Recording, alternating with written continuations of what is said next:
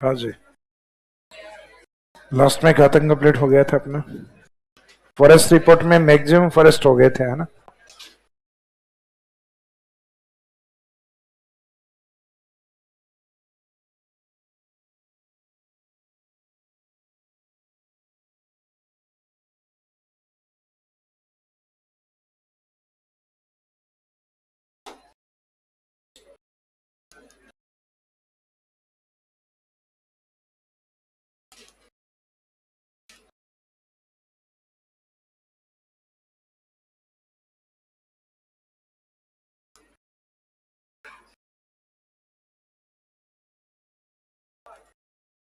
तो नेक्स्ट में लिखिएगा 17वीं वनगणना ब्रैकेट में ISFR 2021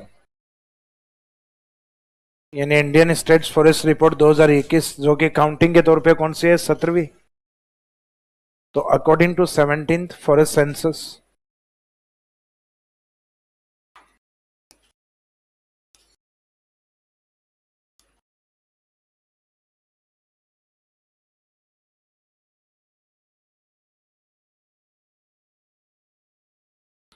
according to 17th forest census bracket में ISFR 2021 minimum forestry in Rajasthan.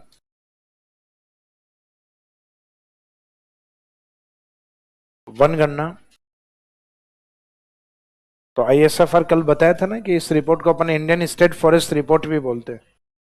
तो रिपोर्ट के तौर पे 2021 की रिपोर्ट है, सीक्वेंस के अकॉर्डिंग कौन सी है? 17। तो हो सकता है ईयर के नाम से मेंशन है, हो सकता है इसका सीक्वेंस है। जैसे हम कहते हैं जनगणना 2011 की जनगणना को 2011 की जनगणना, या उसको हम कहते हैं 15वीं जनगणना। तो जो हमारी जो काउंटिंग थी वो 15वीं जनगणना थी 2011 वाली। तो ऐसे ही फॉरेस्ट सेंसस रिपोर्ट में अगर हम बोले तो 2021 की रिपोर्ट है, और काउंटिंग के तौर पे कौन सी रिपोर्ट थी? 17वीं। तो एग्जामिनर रेफरेंस कोई भी दे सकता है, हो सकता है ईयर रेफरेंस दे, हो सकता है उसका सीक्वेंस रेफरेंस दे।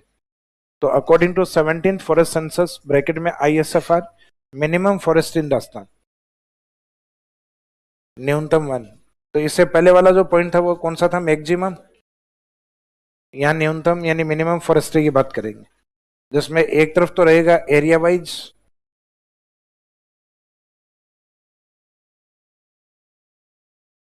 यानी क्षेत्र के अनुसार, और एक तरफ रहेगा परसेंटेज वाइज, प्रतिशत अनुसार।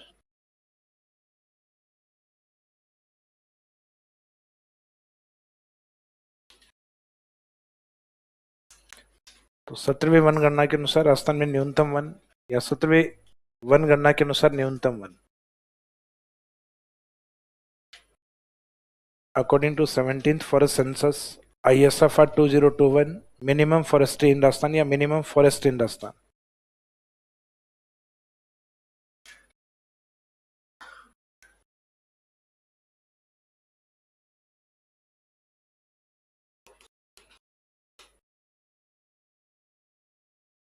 जिसमें एक तरफ एरिया वाइज मिनिमम और एक तरफ परसेंटेज वाइज मिनिमम। तो जैसे कल आपको बताया था कि राजस्थान में मैक्सिमम फॉरेस्ट्री है वो अरावली के ईस्ट में है, और वन अरावली के ईस्ट में मिलना अधिक सामान्य सी बात है, क्योंकि इस साइड में वर्षा अधिक होती। और जिस एरिया में फॉरेस्ट्री अधिक होगी उसको हमने जेड साइन से याद किया था। अब ये जेड साइन स्टार्ट होता है उदयपुर से, और इस साइड में अलवर, फिर नीचे की ओर आएगा प्रतापगढ़, प्रतापगढ़ से 12। और फिर परसेंटेज अपने को किस में चाहिए? यूपीएससी में इनमें फॉरेस्ट परसेंटेज सबसे ज्यादा उदयपुर, प्रतापगढ़, सिरोही और करौली, जिसमें 2 डिस्ट्रिक्ट हैं जिनका परसेंटेज 20 से भी ऊपर है। एक 23.49, एक तो 23-24, 23-24। आगे हैं वो लेस देन 20 है, जिसमें एक 17 पॉइंट और एक 15 पॉइंट। अब राजस्थान में किसी एरिया में फॉरेस्ट्री कम है तो उस एरिया के लिए पॉजिटिव इंडिकेशन है, नेगेटिव? नेगेटिव। इसका मीनिंग है कि राजस्थान में जहां फॉरेस्ट्री नेगेटिव में है, कम है, तो वहां उल्टा एन साइन से उसको इंडिकेट करेंगे। तो राजस्थान के नॉर्थ वाले पार्ट में सबसे कम फॉरेस्ट्री है, जिसमें स्टार्टिंग होती है शेखावाटी के चूरू से। तो राजस्थान में सबसे कम वन के जिले में चूरू के जस्ट ऊपर हनुमानगढ़, और ये बीकानेर संभाग में बीकानेर की जगह यहाँ यूज करेंगे जोधपुर, यहाँ बीकानेर यूज नहीं करना। तो यहाँ जोधपुर, और फिर बीकानेर के जस्ट ऊपर क्या होता है? श्री गंगानगर। तो देखने में तो लगेगा अपने को पूरा बीकानेर संभाग, लेकिन बीकानेर संभाग मुख्यालय की जगह क्या यूज करना है, जोधपुर। तो राजस्थान में मिनिमम फॉरेस्ट्री इन जिलों के अंदर है, जिसमें सबसे कम फॉरेस्ट चूरू के अंदर। इनमें लगभग फॉरेस्ट नजदीक के हैं, सब में बहुत ज्यादा गैप नहीं है। तो इन जिलों में से ये देखो सबसे बड़ा जिला कौन सा है। तो राजस्थान के बड़े जिले याद करोगे, जय बीबी जय। तो इसमें जैसलमेर, बीकानेर, बाड़मेर, जोधपुर, तो इनमें जोधपुर आ रहा है सबसे बड़ा जिला, जो ये जो लिखे हुए हैं इसमें।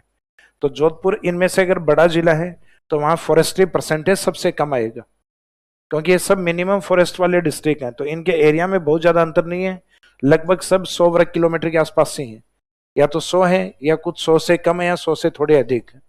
तो इसका मीनिंग है कि इनमें जो बड़ा जिला होगा उसका परसेंटेज बहुत कम निकलेगा। जैसे यहाँ प्रतापगढ़ एक छोटा जिला था, तो इस कारण वहां जो फॉरेस्ट्री थी उसका परसेंटेज ज्यादा आया था, क्योंकि छोटे जिले के अकॉर्डिंग फॉरेस्ट खूब है यहाँ प्रतापगढ़ में। तो एरिया वाइज तो अपने को पता है प्रतापगढ़ में अलवर से भी कम है वन, सीक्वेंस में अलवर के पास फॉरेस्ट ज्यादा है, लेकिन परसेंटेज में ज्यादा कौन निकल गया था आगे, प्रतापगढ़। तो वैसे ही इनमें मिनिमम परसेंटेज पूछा जाएगा, तो मिनिमम परसेंटेज उस जिले का आएगा जिसका एरिया बड़ा होगा। तो इसका मीनिंग जोधपुर में फॉरेस्ट परसेंटेज सबसे कम है। फिर बाद में बचे हुए में से बड़ा कौन है, तो इनमें से बड़ा है चूरू, तो फिर चूरू में परसेंटेज कम। तो राजस्थान में फॉरेस्ट परसेंटेज सबसे कम होता है जोधपुर चूरू का, और फॉरेस्ट्री एरिया सबसे कम होता है चूरू, हनुमानगढ़, जोधपुर और श्री गंगानगर। तो राजस्थान में जो मिनिमम फॉरेस्ट्री एरिया है, न्यूनतम वन क्षेत्र है,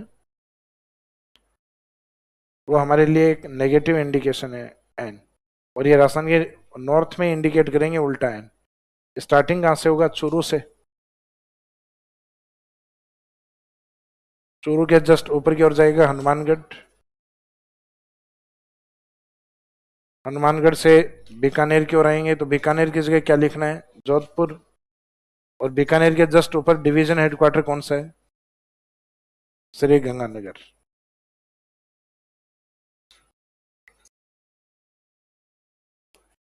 ये वाले डिस्ट्रिक्ट, जिसमें चूरू लगभग 78, हनुमानगढ़ 93, 109 और 115 वर्ग किलोमीटर।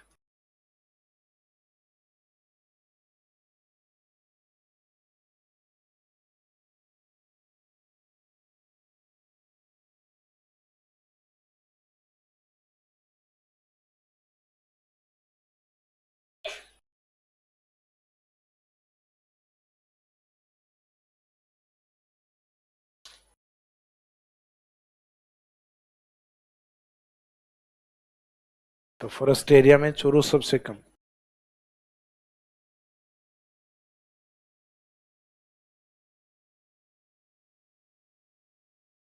सेवेंटी 78 वर्ग किलोमीटर। उसके बाद में हनुमानगढ़, जोधपुर, श्री गंगानगर। इसके बाद में परसेंटेज की बात करें तो इनमें जो बड़ा जिला है उनके परसेंटेज कम आएंगे। जो सबसे बड़ा जिला जो लिखे हुए हैं इनमें से जोधपुर, तो फॉरेस्ट परसेंटेज जोधपुर का सबसे कम, फिर चूरू का भी कम, फिर दो बड़े जिले जो राजस्थान के वास्तव में सबसे बड़े जिले हैं उनमें भी कम है, जैसलमेर एंड बीकानेर।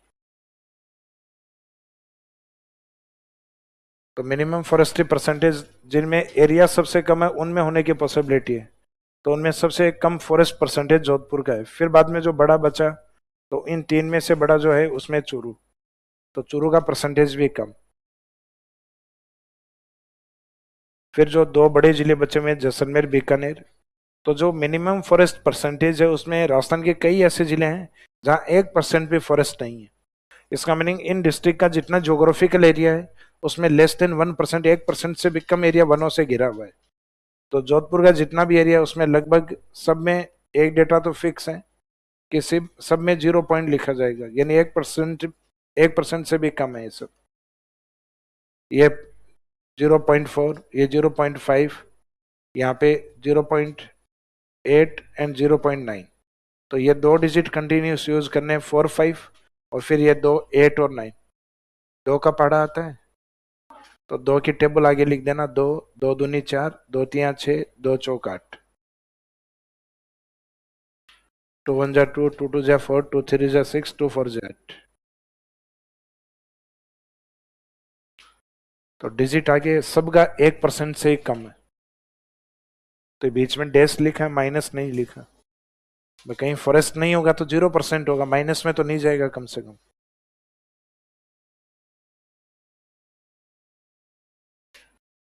तो ये 2021 सारे प्रीलिम्स में क्वेश्चन पूछा गया था, राजस्थान में फॉरेस्ट परसेंटेज 1% सबसे कम 2021 की रिपोर्ट में किस जिले में है? तो कई आंसर इसका करके आए थे चूरू।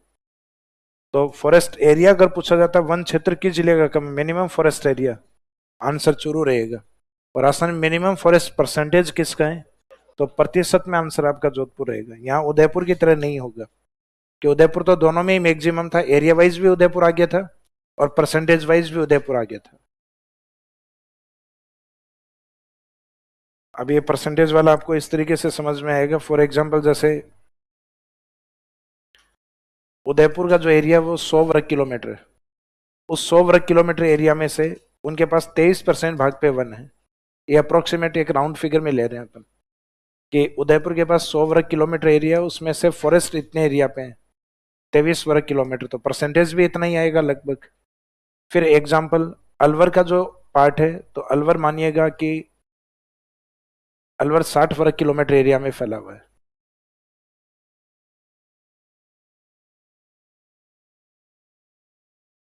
एक बार के लिए डिस्ट्रिक्ट एरिया, जो मैक्सिमम जो एरिया वाइज डिस्ट्रिक्ट है, फॉरेस्ट्री एरिया सबसे ज्यादा किसके पास था? जेड साइन के पास। वन क्षेत्र सबसे ज्यादा उदयपुर, इसके बाद में ऊपर अलवर, उसके बाद में प्रतापगढ़, उसके बाद में डिस्ट्रिक्ट 12, फिर परसेंटेज में अपना यूपीएससी, ये वाले डिस्ट्रिक्ट। अब इनमें फॉर एग्जांपल जैसे उदयपुर का जो एरिया है वो 100 वर्ग किलोमीटर, अलवर का एरिया 60 वर्ग किलोमीटर, प्रतापगढ़ का एरिया अलवर से भी आधा मान लो या उससे भी छोटा है, लगभग 20 वर्ग किलोमीटर इसका टोटल एरिया क्षेत्रफल। जैसे 12 का मान लो लगभग 30 वर्ग किलोमीटर एरिया। तो इन जिलों के क्षेत्रफल फॉर एग्जाम्पल के तौर पे हमने माने हैं कि इन जिलों के पास इतना इतना एरिया है। अब इतने एरिया में फॉरेस्ट परसेंटेज उदयपुर में लगभग कितना? 23%। तो इसका मीनिंग 23 वर्ग किलोमीटर एरिया पे वन, तो 23 का हम मीनिंग एग्जाम्पल मान लेते हैं 23%। अपने को तो पता है कि फॉरेस्ट्री एरिया तो इनका कितना है, लगभग 2753।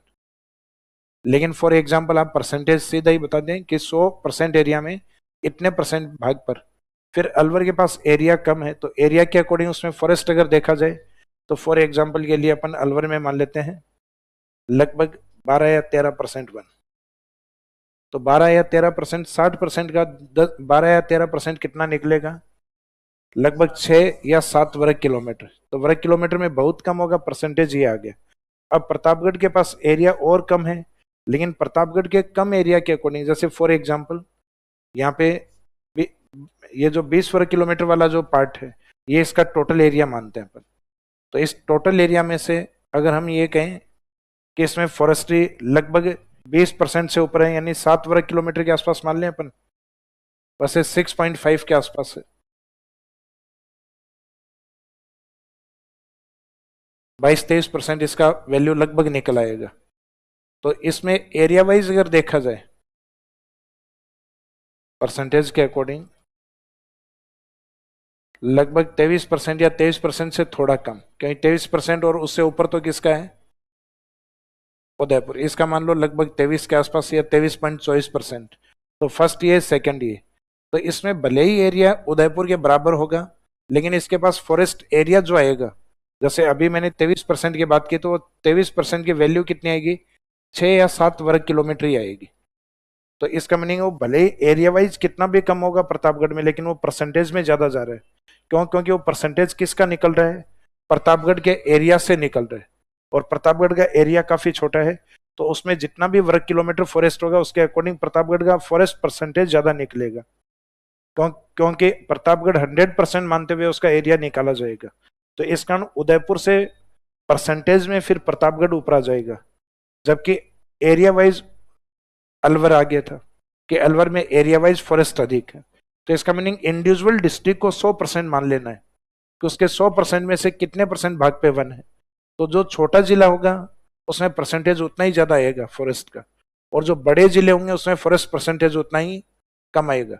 जैसे मैक्सिमम जो फॉरेस्ट एरिया है उनमें सबसे बड़ा जिला उदयपुर है, लेकिन उदयपुर के अंदर फॉरेस्ट एरिया इतना ज्यादा है, अगर थोड़ा अगर उदयपुर में इनके आसपास होता, फॉर एग्जाम्पल उदयपुर में 1100 छोड़ो, उदयपुर में अगर 1200 वर्ग किलोमीटर फॉरेस्ट एरिया होता तो उदयपुर के क्षेत्रफल में बहुत ही कम होता फॉरेस्ट। यानी अब उदयपुर में लगभग 2753 वर्ग किलोमीटर आ रहा है, जिसको हमने कितना परसेंट बताया, 23.49। तो अब ये सोचो 2300 का लगभग आधा भी नहीं है, 2700 का आधा भी 1350 होता, तो उदयपुर का परसेंटेज है 23 से भी आधा हो जाता है, या आधे से भी कम हो जाता। तो इसका मीनिंग ये लगभग 10-11% फॉरेस्ट रहते हैं उदयपुर के अंदर, अगर ये अलवर के आसपास होता तो इसका मीनिंग है अलवर का परसेंटेज कम इसलिए आ रहा है क्योंकि अलवर भी एक बड़ा जिला है इन चारों के अंदर, उदयपुर की तरह। और उदयपुर इतने ज्यादा फॉरेस्ट होते हुए भी सिर्फ 23% क्यों आ रहा है? क्योंकि बड़े एरिया से कंपैरिजन हो रहा है उसका, जबकि प्रतापगढ़ में फॉरेस्ट एरिया बहुत कम है उदयपुर की तुलना में, सिर्फ कितने हैं 10-34 वर्ग किलोमीटर एरिया पे, लेकिन परसेंटेज में किसके बराबर जा रहे हैं, उदयपुर के आसपास। तो मीनिंग है जितना बड़ा जिला होगा फॉरेस्ट परसेंटेज उतने कम होने की पॉसिबिलिटी है। तो इनमें सबसे बड़ा जिला जोधपुर है, इसका फॉरेस्ट परसेंटेज किसके पास कम है, जोधपुर। तो यहाँ थोड़ा सा डेटा चेंज है, ये ध्यान रखना। दोनों लिख लिए? तो ये 3 रिपोर्ट हो गई अपनी, मीनिंग 3 डेटा हो गए कि राजस्थान में फॉरेस्ट परसेंटेज कितना है, कल बताया था 7.43, जिसमें फॉरेस्ट डेटा ये है, जिसमें फॉरेस्ट कवर्ड एरिया कितना है 4.87, और ट्री कवर्ड एरिया कितना है, तो ये वाला ऐड करते या ये नहीं पता कोई बात नहीं, इसमें से ये घटा लीजिए, ये वाला, ये डेटा आ जाएगा 2.56। मीनिंग है तीनों डेटा में से कोई भी 2 याद होने चाहिए, या तो ये दोनों याद है तो इनको जोड़ दीजिए, ये आ जाएगा।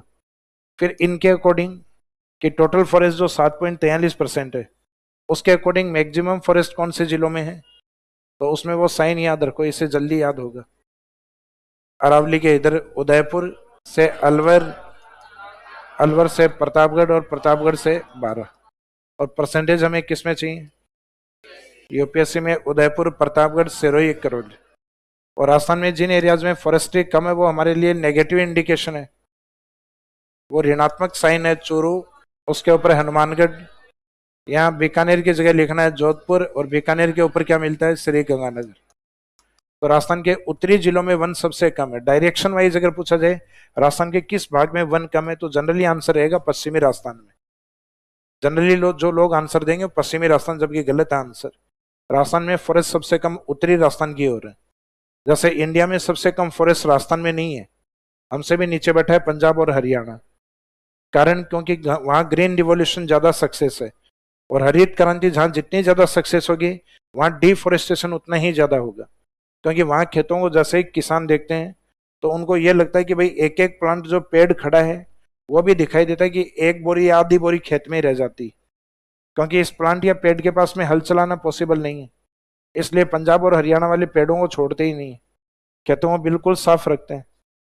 तो जैसे आप कभी पंजाब हरियाणा की ओर जाओ तो सरसों आर पार दिखाई देगी आपको। अब इसमें से परसेंटेज की बात हो तो परसेंटेज में मिनिमम में ये दोनों रहेंगे, फर्स्ट एंड सेकंड, 2 कम से कम याद होने चाहिए। फिर अगर याद करो तो 2 बड़े जिले आ जाएंगे परसेंटेज में इनके बाद। तो 2 बड़े जिले राजस्थान के कौन से हैं, जैसलमेर और बीकानेर, फिर उनकी काउंटिंग लेनी। तो एरिया वाइज तो ये उल्टा एन ये रहेगा, मिनिमम फॉरेस्ट एरिया इनमें, और परसेंटेज में जोधपुर, चूरू, जैसलमेर, बीकानेर। तो ये अपनी फॉरेस्ट रिपोर्ट कंप्लीट हो गई। कल मैंने एक बात की कि अपना वन विभाग है वो हर साल वनों का असेसमेंट करता है, मूल्यांकन करता है, और मूल्यांकन करके वो रिपोर्ट हर साल जारी करता है। वो असेसमेंट रिपोर्ट होती है, वो वन रिपोर्ट नहीं होती, मूल्यांकन रिपोर्ट होती है सिर्फ। तो उस मूल्यांकन रिपोर्ट में या जो जिनको रिकॉर्डेड फॉरेस्ट भी बोलते हैं अपन, अभिलेखित वन, उन अभिलेखित वनों के अकॉर्डिंग राजस्थान में फॉरेस्ट परसेंटेज कितना है, 9.60। तो उसमें वो क्या करता है, अपने रिजर्व एरियाज को, प्रोटेक्टेड एरियाज को, और अनक्लासिफाइड यानी ओपन फॉरेस्ट एरिया को कि गवर्नमेंट के रिकॉर्ड में कितने कितने एरिया पे खुले वन है, रक्षित वन है और आरक्षित वन है, उस रिकॉर्ड में जितना भी एरिया है वो लिया गया है। और एरिया में अपने को पता है उस एरिया को भी लिया जाता है जहां फॉरेस्ट नहीं होते। तो उसमें सिर्फ एरिया को कंसीडर करके बताते हैं कि हमारे पास जो फॉरेस्ट है राजस्थान में वो 9.60 है। तो इसका मीनिंग वो फॉरेस्ट्री कवरिंग एरिया को लिया हुआ होता है, वो हर एक वो नहीं लिया जाता कि प्लांट वाला एरिया ही जरूरी है। तो हो सकता है कि रणथंभौर का जो एरिया है तो उसको अप्रोक्सीमेट मान लिया, क्योंकि ये मैनुअल सर्वे होते हैं, इसमें लगभग मान लिया जाता है इतने एरिया में फॉरेस्ट है। जबकि सैटेलाइट जो रिपोर्ट है उसमें रियलिस्टिक डेटा सामने आते हैं, वास्तविक डेटा सामने आते हैं। तो सैटेलाइट रिपोर्ट में तो हमें बताया गया 2021 में 17वीं रिपोर्ट में कि वन कितने हैं, लगभग 7.43, जबकि हमारा वन विभाग अपने रिकॉर्ड में कितने मानता है, तो इसको लिखा जाता है रिकॉर्डेड वन। तो ये रिकॉर्डेड के नाम से आएगा। और वो 7.43 अगर आंसर देना है तो उसमें या तो 2021 आएगा, क्वेश्चन में आएगा 17वीं रिपोर्ट के अनुसार, उसमें आंसर ये देना होता है 7.43। तो ये वन रिपोर्ट में जो 7.43 मैक्सिमम और मिनिमम, उसके बाद में नेक्स्ट लाइन एक लाइन का गैप छोड़ के लिखना। राजस्थान में नोट में लिखना, नोट या विशेष में, राजस्थान में अभिलेखित वन, recorded forest in Rajasthan state.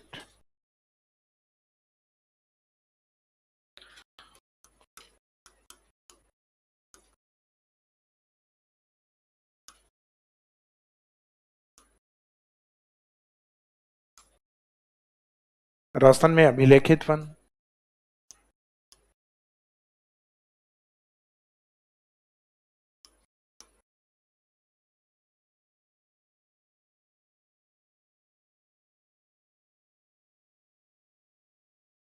Recorded forest in Rajasthan.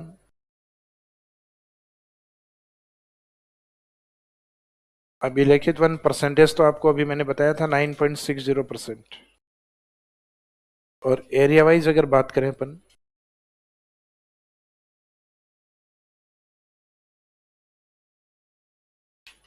क्षेत्र या क्षेत्रफल के अकॉर्डिंग बात करें तो राजस्थान का जो टोटल एरिया है 3,42,239, उसको डिवाइड बाई 100 करें तो 1% यहाँ होगा, सॉरी यहाँ पे लगभग 3422 ये 1%। तो 1% छोड़ो आप, तो 10% निकालते हैं तो 10% यहाँ से निकलेगा, लगभग 34,223। तो इसका मीनिंग हम 10% के आसपास हैं, लेकिन फिक्स 10 नहीं है, 10 से थोड़े कम है। तो इसका मीनिंग जो डेटा है वो 34,000 से थोड़ा सा नीचे आएगा। तो ये डेटा होता है लगभग 32,800 के आसपास।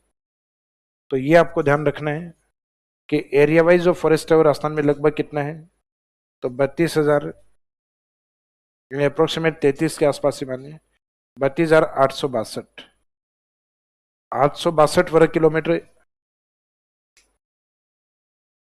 ये जो डेटा है 862 वाला, ये था हमारा 2020 और 21 के अंदर। सेकेंड लास्ट ईयर जब रिपोर्ट आई थी 2021 और 22 की, तो इसमें थोड़ी सी बढ़ोतरी हुई थी 2 वर्ग किलोमीटर की, 32,864। इसके बाद में 2022 और 23 लास्ट ईयर का जो असेसमेंट आता है उसमें 32,869। इसका मीनिंग आप देखोगे तो सबसे लास्ट वाले डिजिट में फर्क आ रहा है सिर्फ। यहाँ 62 था, इसमें 64 हो गए, इसमें 69। तो इसका मीनिंग कोई खास फर्क नहीं, लेकिन ये तय है कि वन विभाग की रिपोर्ट में हर साल कोई 2 वर्ग किलोमीटर, 5 वर्ग किलोमीटर, 10 वर्ग किलोमीटर ऐसे बढ़ोतरी होती रहती। तो इसके अंदर अगर अपने को पूछा जाए कि लास्ट ईयर की जो रिकॉर्डेड फॉरेस्ट रिपोर्ट है उसमें वनों में बढ़ोतरी हुई है, तो वास्तव में 2021-22 से अगर 22-23 में देखा जाए तो बढ़ोतरी हुई। अब 23 और 24 की रिपोर्ट आएगी, उसमें पता चलेगा। तो उसमें कम से कम बढ़ोतरी ये दिखाते ही दिखाते हैं। अदरवाइज वन विभाग के द्वारा इतनी सारी स्कीम चलाई जाती है, उनका फायदा क्या है, लेकिन इनमें बढ़ोतरी बहुत ज्यादा नहीं होती। जैसे मैंने 2005-06 के आसपास से ज्योग्राफी पढ़ना स्टार्ट किया था, तब ये जो वन है पुराने रिकॉर्ड के अंदर ये दिए हुए थे उस टाइम 9.40। और उस टाइम से और आज के टाइम में लगभग 19th ईयर पूरे कंप्लीट हो गए, 19 वर्ष, और 19 वर्षों में बढ़ोतरी हुई है। तो इसका मीनिंग आपकी अगली पीढ़ी आएगी उसको भी मैं 10% से नीचे नीचे ही पढ़ाऊंगा, मैं ही पढ़ाऊंगा।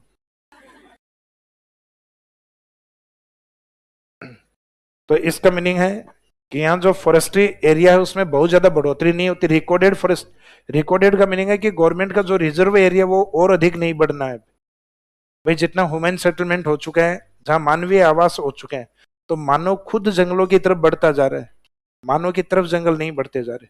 तो इसका मीनिंग तय है कि गवर्नमेंट के जो रिकॉर्डेड फॉरेस्ट है उसमें आने वाले टाइम में कमी होगी।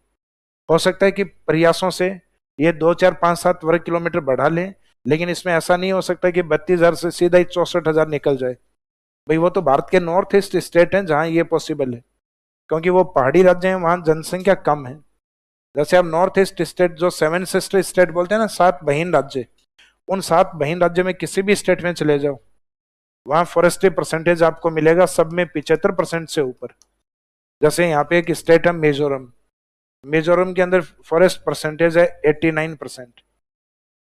और उनका जो टोटल फॉरेस्ट परसेंटेज है हर स्टेट का, उनमें अगर आप बीच में पॉइंट लगा दो तो राजस्थान ना मिले आपको। भाई राजस्थान कहाँ है? राजस्थान है 7.43। और उन वाले में अगर उनका 10वां हिस्सा भी करके देखो तो भी राजस्थान के फॉरेस्ट के बराबर नहीं पहुंच, यानी राजस्थान उनके बराबर है, फिर भी कम है राजस्थान उनसे।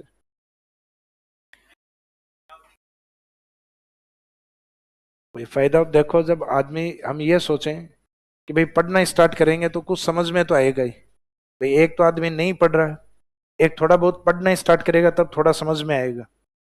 तो इसका मीनिंग, एक हम कोई प्रयास नहीं कर रहे और एक करें ग्रीन वॉल बनाएंगे, तो बनाएंगे तो उसमें फॉरेस्ट्री प्लांटेशन किया जाएगा, तो प्लांटेशन में बढ़ोतरी तो होगी, ये तो तय है।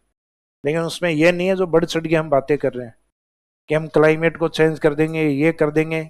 ये प्रयास हमारे 1977 और 78 से चल रहे हैं, तो अचानक चेंजेस नहीं आने। हालांकि एक लंबे टाइम तक अगर हमने बेहतरीन प्रयास किया तो ये चेंज भी ला सकते हैं, लेकिन सरकारी प्रयास हैं तो इनके अंदर हम ये कहें कि क्रांतिकारी परिवर्तन आ जाए तो ये पॉसिबल नहीं। कहीं पेड़ लगाने वाला जो आप लगा, ये देख लो एक बार।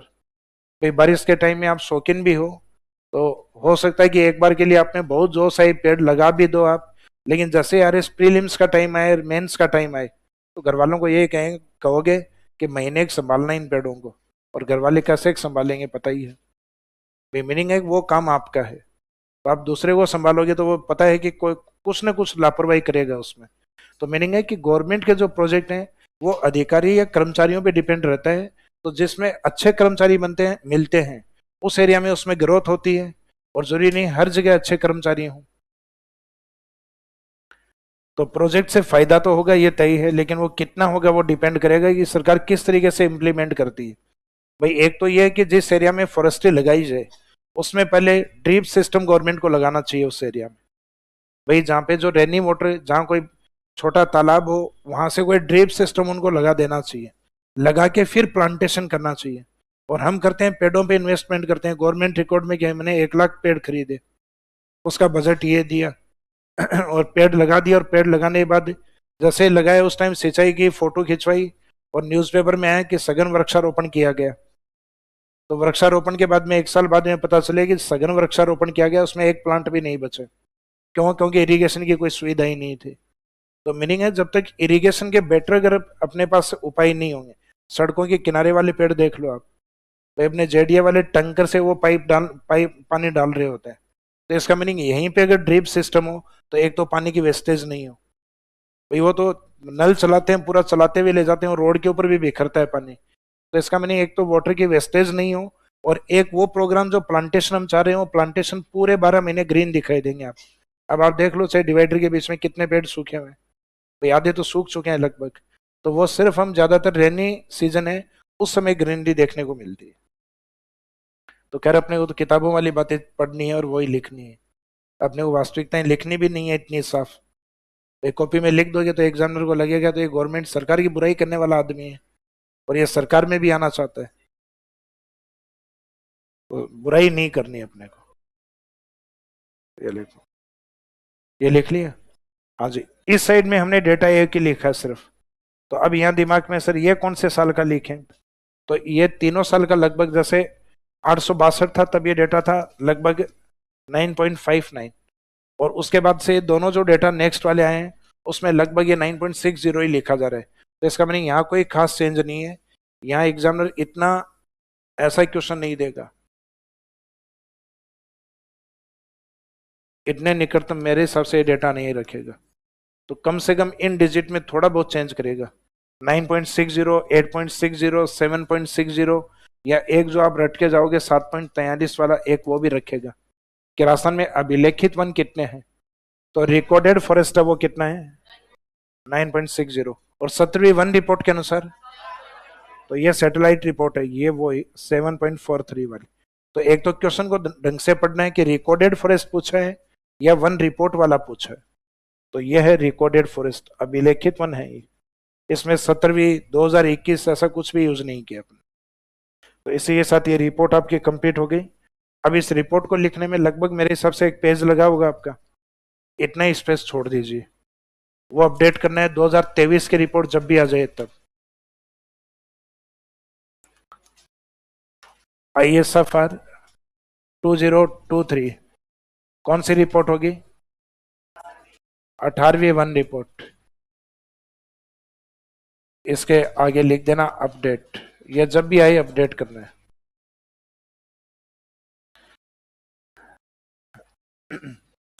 ISFR 2023, यानी हर 2 साल में एक बार रिपोर्ट जारी होती है। तो अब इंडियन स्टेट फॉरेस्ट रिपोर्ट कौन सी आएगी? 2023 की आएगी। हमने 21 की पढ़ी है अभी। अब 23 की आएगी, तो 21 वाली 17वीं थी, तो 23 वाली कौन सी होगी? 18वीं होगी।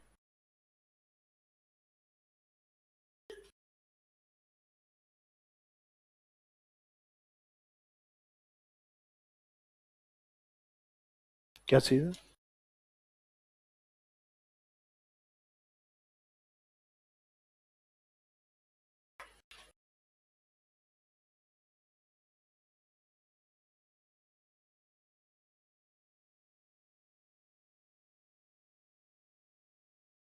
मंडे के टेस्ट में कहां तक आएगा?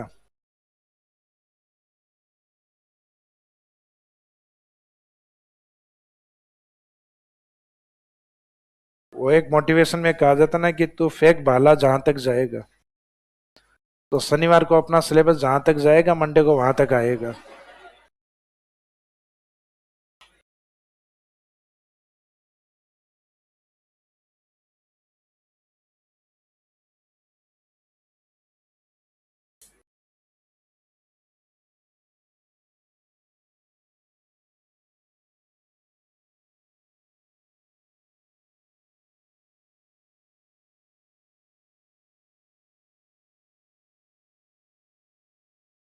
ये किसने पूछा कि निम्नलिखित में से कौन सी है सुमेलित है?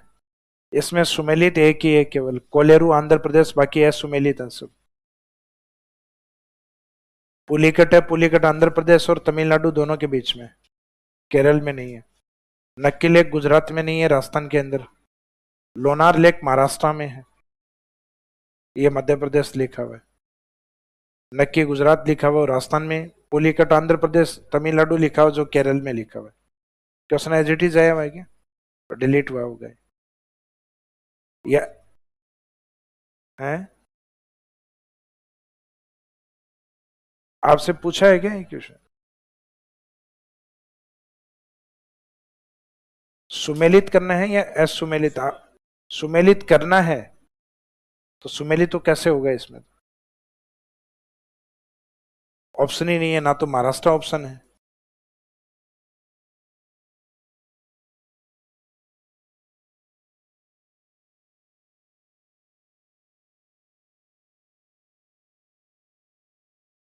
पूछा निम्नलिखित में से कौन सुमेलित है? सही है, आपने लिखा है सुमेलित।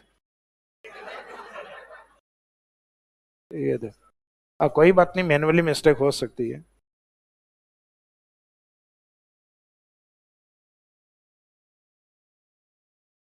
भाई आप याद करो, लास्ट वाले टेस्ट में आपने कितनी गलतियां की थी? और अभी तो रुक जाओ, RS प्रीलिम्स आने दो, फिर पूछेंगे।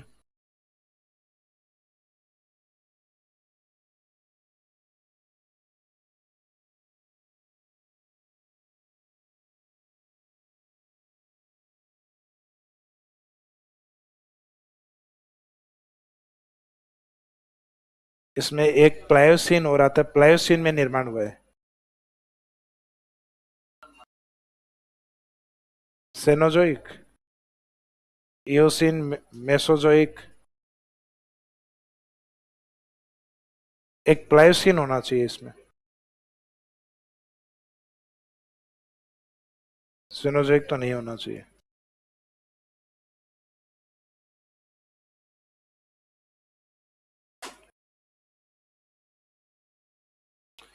हाँ जी।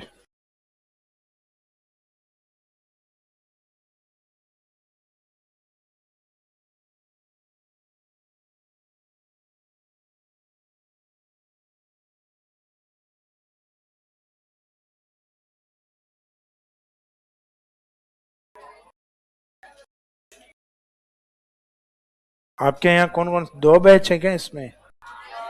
कौन कौन से? PCM 2, F12 और?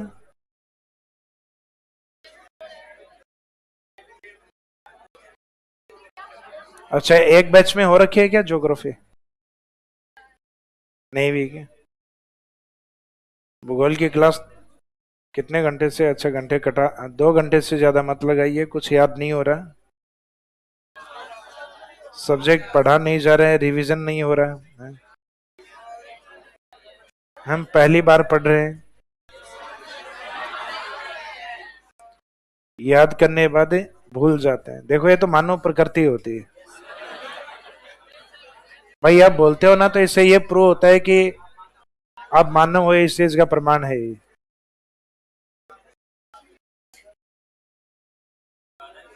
है? बहुत ज्यादा बोल रहे हो, तो इसका मीनिंग धरातलीय मानव हो। भाई एक तो होते हैं ना आकाशीय आदमी, लंबी लंबी फेंकते हैं, रजनीकांत टाइप।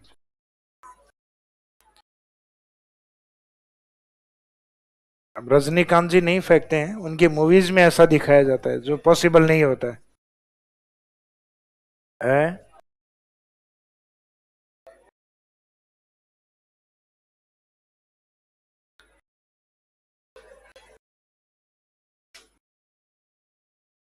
रिवीजन, हमारे सब्जेक्ट बीच में ही अटक जाएगा। अच्छा, देखो आपका जैसे 4 घंटे ज्योग्राफी, मैंने पहले भी कहा था, ज्योग्राफी अगर 4 घंटे लग रही है तो एक सब्जेक्ट आपके दूसरा कम लग रहा है ना? तो आप ये मानिएगा कि एक सब्जेक्ट अगर आपको एक लंबे टाइम तक पढ़ना है तो वो अच्छी चीज होती है। फॉर एग्जाम्पल, एक दिन में आप जाके जैसे ही बैठते हो पढ़ने के लिए, तो अपने दिमाग में भी जैसे सब्जेक्ट के अपने आप में यूं ट्रैक चलते हैं। भाई जैसे ही आप बैठोगे, माहौल बनाओगे पढ़ने के लिए, जैसे हिस्ट्री के 2 पन्ने लिख के जाओगे, अब वो हिस्ट्री के 2 पन्ने आप सोचते हो कि मैं 1 या 1.5 घंटे बैठ के पढ़ लूंगा, तो वो 1 या 1.5 घंटे नहीं, आप जैसे लेके बैठोगे और 1.5 घंटे बाद जैसे ही छोड़ोगे तो अगले आधे घंटे तक हिस्ट्री माइंड में ही चलेगी। अब जैसे आपने भले ही भूगोल की बुक उठा ली हो, लेकिन फिर आपको वो बीच में हिस्ट्री का फैक्ट आ जाएगा कि वो याद हुआ कि नहीं हुआ, फिर बीच में उसको वापस खोल के देखोगे। ये सब के साथ होता है। भाई ये समस्याएं कई होगी कि नहीं सर, मेरी बार बार वो पहले वाला जो सब्जेक्ट पढ़ रहा होता हूँ ना, इसका मीनिंग आपने जैसे तैसे अपने आप को घंटे भर तो पढ़ने के लिए तैयार किया, और फिर जैसे ही आधे घंटे में आपको लगा ये मैटर याद हो गया, इतने दूसरे सब्जेक्ट का टाइम हो गया। ये अच्छी बात है कि आपको इतने लंबे टाइम तक ज्योग्राफी पढ़ाई जा रही है, तो कम से कम ये तय है कि 2 या 3 घंटे जाके अपने को ज्योग्राफी का ही रिवीजन करना है केवल। तो माइंड में लगभग 2 या 3 घंटे एक सब्जेक्ट का ट्रैक चलेगा तो फेवरेबल होता है। तुम पढ़ चुके हो इसलिए कह रहे हो बार बार, सही है सही है। तो मैं समझ रहा हूँ ये चीजें मुश्किल हैं। अब आपकी जगह मैंने पहले भी कहा था कि अगर मेरे को बैठा दिया जाए तो मैं तो बिल्कुल नहीं झेलूं एक मास्टर को 4 घंटे। तो इसका मतलब आप लोग धन्य हो। तो मैं ये मानता हूँ मेरे को अच्छे स्टूडेंट मिले।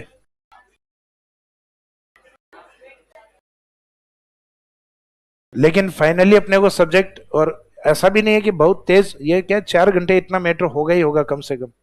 भाई 5 या 6 पेज तो इससे ज्यादा मेरे हिसाब से नहीं होते हैं, और मैक्सिमम 8 मान लो तो। उनके रिवीजन भी देखो, अगर माइंड ऑफ प्रेजेंस आप पॉजिटिव होके बैठोगे, तब मेरे हिसाब से ज्योग्राफी में घर जाके 1 घंटे से ज्यादा टाइम नहीं देना पड़ेगा आपको। अगर प्रेजेंस ऑफ माइंड के साथ अगर आप बैठते हो, और बाकी मुस्कुराते हुए बैठे हो और कहीं और ही हो आप, तो बाद में चाहे 5 घंटे पढ़ लेना फिर भी समझ में नहीं आएगा। भाई मेरे को याद है, जैसे मैंने जैसे ग्रेजुएशन में एडमिशन लिया था, तो मैं कोटा से आ गया था, वो मेडिकल वेडिकल की तैयारी के लिए गया। और फिर बाद में मेरे को ये लगा कि भाई RS या IAS बनेंगे, तो मेरे वो भूत चढ़ा एक बार। तो फिर आके किसी से पूछा सब्जेक्ट क्या लूँ, तो उसने कहा एक तो इंग्लिश लिटरेचर लेना, एक ज्योग्राफी। तो ज्योग्राफी स्टार्टिंग में मैंने नहीं लिया था, पॉलिटी और हिस्ट्री लिया था। फिर जैसे ही इंग्लिश लिटरेचर सब्जेक्ट में मैं बैठा तो हमें एक सर पढ़ाया करते थे, तोमर सर। तो तोमर सर फटाफट इंग्लिश बोला करते थे, शानदार वाली। और बीच में एक हमारे एक स्टूडेंट भी था उस टाइम, राम सिंह। तो राम सिंह के 11th और 12th में इंग्लिश लिटरेचर सब्जेक्ट रहा था। तो उसमें वो एक था, उसमें शायद एक सोनेट वगैरह थी, उस सोनेट के अंदर 13-14 पंक्तियां जो होती हैं, तो उसके बारे में वो पढ़ा रहे थे। और वो पूछ रहे, राम सिंह बता रहा था, राम सिंह के सब्जेक्ट रहा हुआ पहले। और मैं और मेरा एक फ्रेंड और था साथ में, और हम लंबी लंबी स्माइल। सर फिर पूछते कि भाई आप सब क्या समझ में आ रहा है? एक बार गर्दन सीधी रखते, एक बार दूसरे। तो फिर वो भी इतने मुंह फट्टू थे कि खड़ा हो कि यस सर, कि क्या समझ में आया? कुछ नहीं है। तो इतना लंबा लंबा क्यों मुस्कुरा रहा है फिर? तो फिर नेक्स्ट डे जाके उस बेइज्जती के बाद एक अच्छी सी एप्लीकेशन लिखी कि मैं मेरा सब्जेक्ट परिवर्तित करवाना चाहता हूँ और मैं ज्योग्राफी लेना चाहता हूँ। फिर तोमर सर से, यानी जिस सब्जेक्ट टीचर से आप बाहर निकल रहे हो उन्हीं से सिग्नेचर करवाने होते हैं। फिर तोमर सर ने कहा, तेरे से तो कल मैंने क्वेश्चन पूछा था, मैंने पूछा था आपने, तो कल से नहीं पूछूंगा, चल बैठ तू क्लास में। मैंने कहा नहीं सर, मेरे समझ में नहीं आ रहा, कि चल इंग्लिश में लिख के ला इसको। तो मैंने कहा ये भी नहीं लिख के ला सकता, कि चेंज ही करेगा? मैंने कहा हाँ। ये साइंस के सब्जेक्ट थे। एक दिन ज्योग्राफी क्लास में, हालांकि बीच में मैंने बैठ के देखा, तो ज्योग्राफी में वो चीजें चल रही थी, ये होता है इस कारण ऐसा होता है। तो अपने को लगा कि साइंस की तरह बता रहे हैं, ये है इस कारण ये है। भाई इंग्लिश में तो कोई रीजन ही नहीं था, वहां तो आती है या फिर प्रैक्टिस से आएगी। अब प्रैक्टिस करे कौन, मालसी आदमी थोड़ा। तो फिर बाद में वहां से सब्जेक्ट चेंज किया, और जिस सब्जेक्ट को चेंज किया बाद में आगे उसी ने रोजगार दिया। तो इसका मीनिंग, वो कहते हैं ना, कई बार डेस्टिनी जो होती है वो व्यक्ति को अपने आप धीरे धीरे मिलती जाती है। तो आप अपनी तरफ से प्रयास करो। हालांकि कई बार क्या होता है, आदमी यूं लगता है कि यार मैंने वो रास्ता छोड़ दिया, भाग गया वहां से। हो सकता है कि उस चीज को छोड़ के आप दूसरी तरफ गए, आपका लक उसी साइड में आपको ले जाना चाह रहा हो। तो हमेशा ये नहीं, अपने आप को भगोड़ा नहीं समझना है। किसी चीज को छोड़ भी दिया है, कोई बात नहीं, दूसरी जिस चीज की आप और गए हो उसको शिद्दत शिद्दत से अपनाओ। हो सकता है उसमें सक्सेस हो जाओ। तो सब्जेक्ट देखो, टफ लगेगा ही लगेगा। जिनके नॉन ज्योग्राफी है उनको और ज्यादा लग रहा हो, ज्योग्राफी वाले स्टूडेंट। और शिकायतें बोलो इनके ज्योग्राफी वाले स्टूडेंट की हैं कि सर रिवीजन नहीं हो रहा। भाई नॉन ज्योग्राफी वाले कितने हैं जिनको ये लग रहा है कि सर रिवीजन नहीं हो पा रहा? नॉन ज्योग्राफी, ईमानदारी से हाथ खड़ा करो। भाई मैं कुछ नहीं करने वाला इसमें।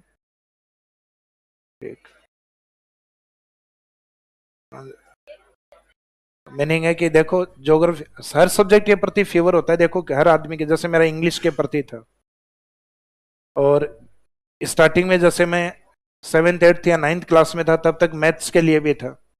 लेकिन बाद में प्रैक्टिस करके, और मैथ्स में लगभग, मतलब बहुत अच्छी प्रैक्टिस करिए, 10th में 98 नंबर लेकर आया। और उससे पहले 100 में से, 150 में से नहीं। तो मीनिंग ये है कि मैथ्स के अंदर मेरे पहले इतनी गड़बड़ थी कि मेरे को मास्टर टीचर खड़ा करके पूछ लिया 6ठी क्लास तक कि 2+2 कितना होता है। तो मेरे ये लगता है इसने जरूर वो पूछा है, ये 4 तो नहीं होता होगा, और ये 4 होता तो ये पूछता क्यों? तो इतना फीवर था पहले। तो मैं खूब पिटा करता था मैथ के अंदर। तो रोज हाथ, और क्या पता क्या कहाँ कहाँ से लाल लेके जाया करता था मैं। हमारे टाइम खूब पिटा करते थे मास्टर। आपको भी पिटाई होगा शायद मेरे से। हाँ, गाँव के स्कूलों में खूब पीटते हैं। हाँ चलो अब आओ आपस में वनों के अंदर, काम यही आएंगे आपके। तो मीनिंग ये है कि फाइनली पढ़ना पड़ेगा आपको।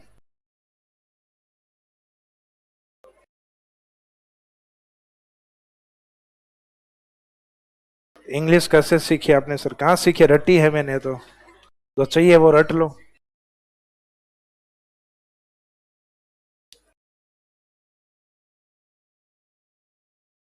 साइंस में वो एक लाइन आती है ना, आवश्यकता आविष्कार की जननी है।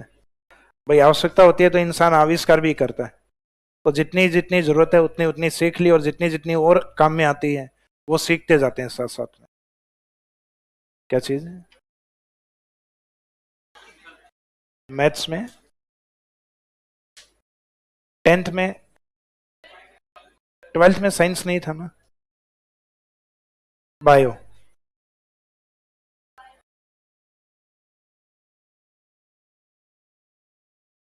तो इस बैच में भी एक स्टूडेंट को जबरदस्त इंग्लिश आती है, कईयों को आती होगी, इंग्लिश मीडियम से होंगे आप में से कितने जने हैं?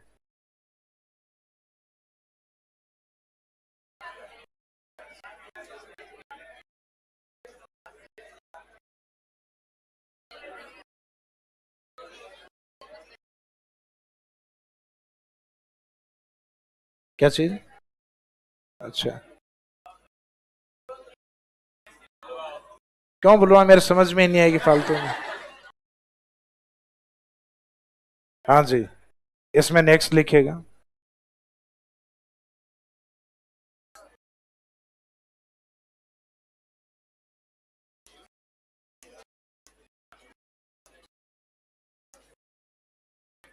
तो इस चैप्टर का जो इंपॉर्टेंट पार्ट जो मेंस में आने लायक है वो ये है। हालांकि प्रीलिम्स में भी खूब क्वेश्चन आते हैं वनों का वर्गीकरण।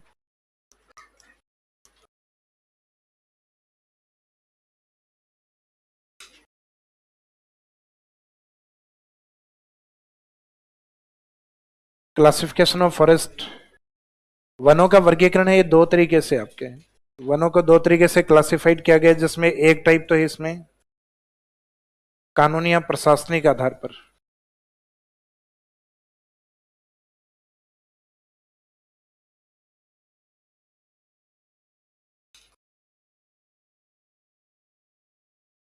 या कानूनी प्रशासनिक वर्गीकरण लिख दो।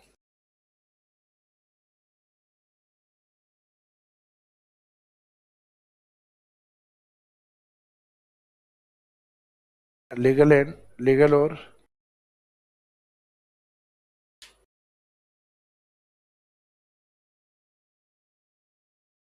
Administrative classification.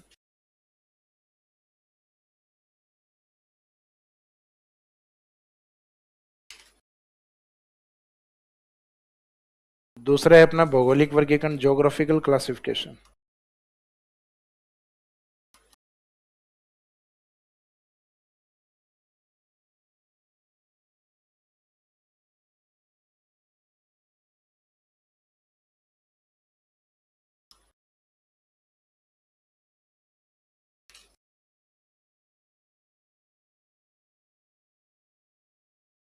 ये जैसे आप कल पूछ रहे थे कि वनों का कैसे पता लगता है कि ये वन है, तो उसमें आपको ध्यान हो तो मैंने एक बात की थी कि अपने राज्य वन अधिनियम बना हुआ है।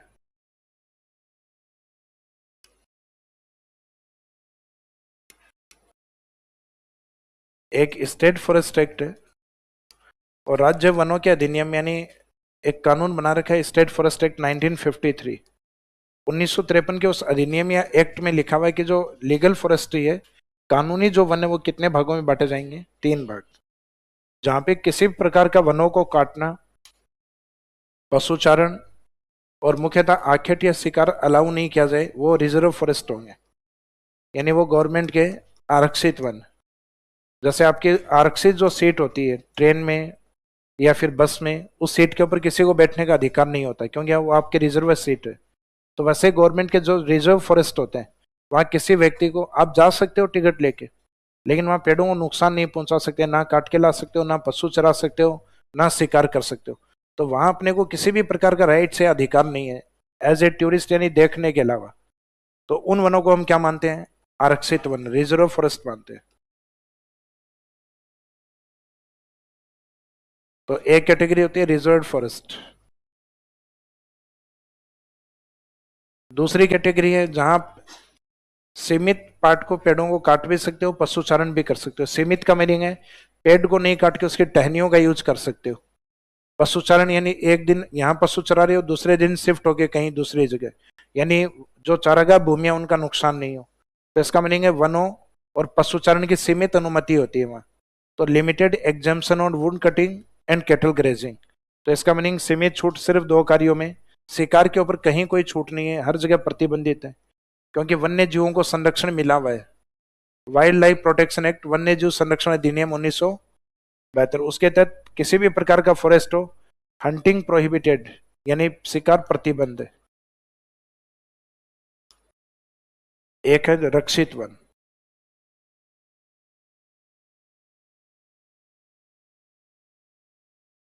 Protected forest,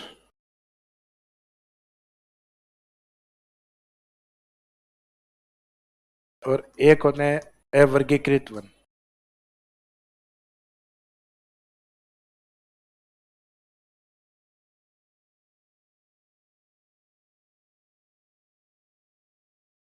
unclassified forest, unclassified ये ओपन फॉरेस्ट एरिया होते हैं जहां पे इच्छा हो पेड़ काटो, इच्छा हो पशु चराओ। शिकार का यहाँ पे भी प्रावधान नहीं होता। जैसे सड़क के आसपास के जो प्लांट होते हैं, जो ना तो किसी के फार्म हाउस में, ना गवर्नमेंट के फॉरेस्ट एरिया में, यानी किसी अभ्यारण्य में भी नहीं है, नेशनल पार्क में भी नहीं है। तो सड़क के चारों आसपास अपन देखते हैं कि जो पशु चरवाए होते हैं वो अपनी इच्छा से पशु चराते रहते हैं। जैसे शाम हुई, हल्का सा अंधेरा हुआ, तो हथौड़ी वथौड़ी, सॉरी, वो लेके आते हैं हथौड़ी, तो कुल्हाड़ी वगैरह, तो उससे भी वो उसको पेड़ को काट के ले जाते हैं। सॉरी, हथौड़ी नहीं, कुल्हाड़ी। तो पेड़ को काट के ले जाते हैं, इसका मीनिंग है कि वो मौका देख रहे होते हैं। तो इसका मीनिंग ये ओपन फॉरेस्ट एरिया होते हैं, यहाँ वनों के ऊपर इतने प्रतिबंध नहीं होते। भाई कोई देख देगा तो व्यक्ति टोक देंगे, अदरवाइज ओपन फॉरेस्ट एरिया में कोई नहीं रोकता। उनको कहा जाता है अनक्लासिफाइड, अवर्गीकृत वन। तो कई बार तो ये तीन नाम लिख के और एक शब्द और लिख देते हैं कि इनमें से लीगल फॉरेस्ट में कौन सा टाइप नहीं है। जैसे लिखते हैं रक्षित, आरक्षित, अवर्गीकृत, और एक ऑप्शन रखते हैं वर्गीकृत। तो कई बार लगता है शायद वर्गीकृत तो टाइप होगा, अवर्गीकृत टाइप नहीं होगा। तो अवर्गीकृत अनक्लासिफाइड टाइप है, जबकि क्लासिफाइड नाम का कोई पार्ट नहीं है इनका। ये खुद तीन भागों में क्लासिफाइड है। ये तीन भागों में बटे हुए, लेकिन क्लासिफाइड नाम की कोई श्रेणी नहीं है, अनक्लासिफाइड कैटेगरी होती है। तो एक तो इनका एक काल्पनिक शब्द देके पूछें कौन सा प्रकार, नहीं तो एक तो तीनों प्रकार पता होना चाहिए। और एक इन वर्णों में सबसे ज्यादा राजस्थान में कौन से है, रक्षित वन। क्योंकि ये तीनों फॉरेस्ट जो भी हैं, जितने भी एरिया में, उस एरिया में तीनों को मिला के 100% माना जाता है। और उन 100 में से अकेले रक्षित वन है ये 56% एरिया में, और वो है लगभग 6% एरिया में। तो ये 56.55 के आसपास है, वो 60.40 के आसपास है, और ये बचे 37 पॉइंट कुछ के आसपास। तो इसका मीनिंग सबसे ज्यादा लीगल फॉरेस्ट में राजस्थान में कौन सा है, रक्षित वन। तो ये अपनी जो दो कैटेगरीज हैं, एक तो लीगल या एडमिनिस्ट्रेटिव फॉरेस्ट, ये तो रहेंगे तीन भागों में जो भी आपको बताएं वो। जबकि ज्योग्राफिकल फॉरेस्ट हैं, इनको कई बुक्स में 3 में लिखा हुआ है, कईयों में 5 में लिखा हुआ है, कईयों में 6 में। अपने एग्जाम में जो क्वेश्चन आता है वो मोस्टली कितने के अकॉर्डिंग आता है, 5। उनको सीक्वेंस में पूछा जाता है कि राजस्थान में ज्योग्राफिकल फॉरेस्ट जो नीचे लिखे हुए हैं उनका डिसेंडिंग ऑर्डर बताइए। यानी जो ज्योग्राफिकल वन है उसमें ज्यादा कौन सा है, उससे कम कौन सा है, उससे कम कौन सा है, सबसे कम कौन सा है। तो इसका मीनिंग वो डिसेंडिंग ऑर्डर हो गया। हो सकता है उल्टा पूछ ले, असेंडिंग ऑर्डर। तो उसमें वो 4-5 कैटेगरी पूछते हैं। तो इन वनों के अंदर आपको जो आपने जनरली एग्जाम में ज्यादा पूछते हैं उसके अकॉर्डिंग, बाकी ऑफिशियली किसी में कुछ नहीं लिखा हुआ। जैसे इसमें लीगली तरीके से लिखा हुआ है, इस एक्ट में लिखा हुआ है कि स्टेट फॉरेस्ट एक्ट के अकॉर्डिंग लीगल फॉरेस्ट है वो कितने प्रकार के होंगे, 3। तो उसमें ऐसा कुछ नहीं लिखा हुआ कि 3 प्रकार के होंगे या 5 के होंगे, 6 के होंगे। तो उसमें फॉरेस्ट्री डिपार्टमेंट में हिंदी ग्रंथ अकादमी वाली बुक है, उसमें तो सिर्फ 3 का डिस्क्रिप्शन दिया हुआ है, लेकिन वहां भी इसमें लिखा हुआ नहीं है 3 प्रकार के होते हैं, ऐसा कोई शब्द यूज नहीं किया हुआ फैक्ट। कई बुक्स में ये 5 भी दिए हुए हैं, 5 के अकॉर्डिंग एग्जाम में क्वेश्चन ज्यादा आते हैं। तो हम 5 वाले पैटर्न के अकॉर्डिंग ही कवर करेंगे इसको, लेकिन लिखेंगे नहीं कि 5 प्रकार के होते हैं। अपन लिखेंगे जनरल जो टाइप्स हैं वो ये हैं, तो उसमें लगभग 5 का डिस्क्रिप्शन अपन देंगे। तो इसमें लीगल जो या एडमिनिस्ट्रेटिव जो क्लासिफिकेशन है दोनों भागों में डिवाइड करने के बाद ये हेडिंग में लीजिए।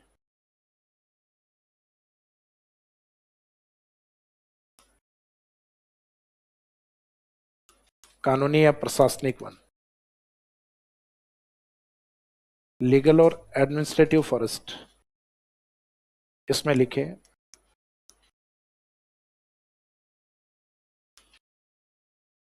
राज्य वन अधिनियम 1953 के अनुसार कानूनी या प्रशासनिक वनों को 3 भागों में बांटा जाता है according to state forest act.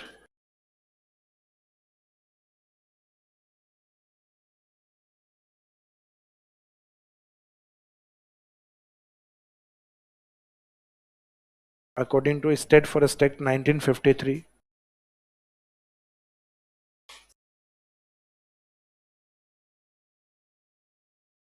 राज्य वन अधिनियम 1953 के अनुसार वनों को तीन भागों में कानूनी या प्रशासनिक वनों को तीन भागों में बांटा जाता है। According to state forest act 1953, legal और administrative forest are divided into three parts. कानूनी या प्रशासनिक वनों को तीन भागों में बांटा जाता है या बांटा गया है। लीगल और administrative forest are divided into three parts.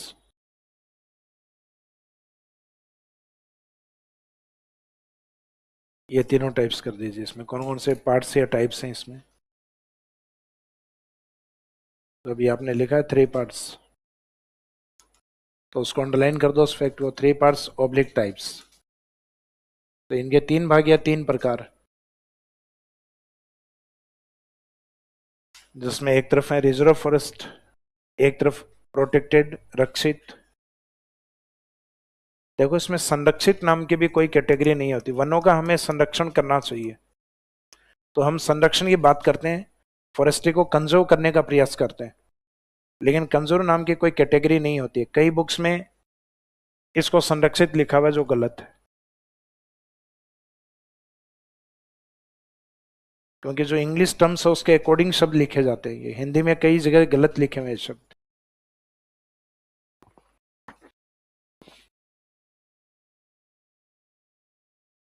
तो आरक्षित का मीनिंग रिजर्व्ड फॉरेस्ट। तो हिंदी मीडियम वाले ये यहाँ इंग्लिश वाले शब्द भी साथ में लिखना, क्योंकि इसमें गड़बड़ होगी, ये शब्द आते ही गड़बड़ होगी। और कई जगह इंग्लिश में संरक्षित के सामने लिखा रहता है रिजर्व, ये वाला प्रोटेक्टेड फॉरेस्ट। तो आपको इंग्लिश में ये देखना है प्रोटेक्टेड कहाँ लिखा हुआ है, उसके अकॉर्डिंग आंसर आएगा कि राजस्थान में लीगल फॉरेस्ट में सबसे ज्यादा कौन से हैं रक्षित। ये भी इनके डेफिनेशन और परसेंटेज लिखवाएंगे इनके नीचे आपको।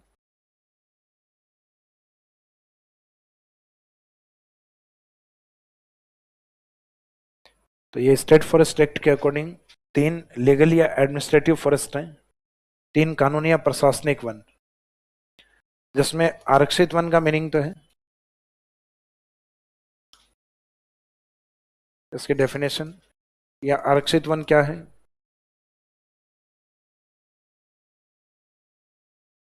लकड़ी काटना, पशुचारण एवं शिकार। शिकार का मीनिंग है आखेट।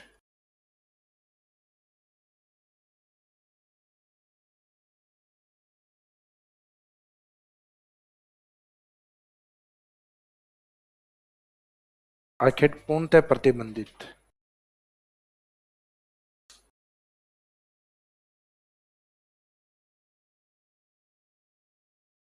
Would cutting,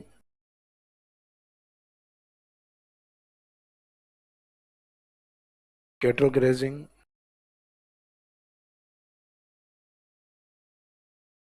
and hunting are completely prohibited. Wood cutting, cattle grazing, and hunting are completely prohibited. लकड़ी काटना, पशुचारण एवं शिकार, शिकार यानी आखेट, पूर्णतः प्रतिबंधित।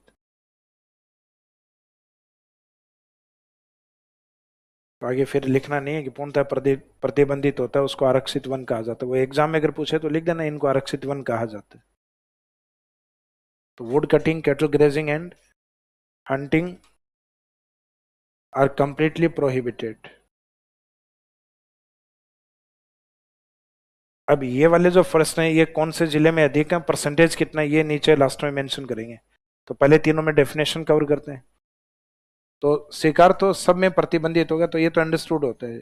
बाकी उनमें किस चीज की हमें परमिशन होती है सिर्फ वो इंडिकेट करना है।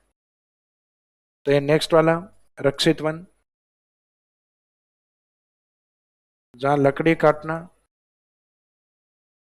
एवं लकड़ी काटने एवं पशुचारण,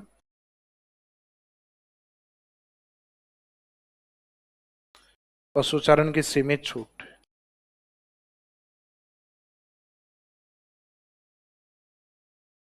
इसमें लिखे लिमिटेड एग्जम्पशन।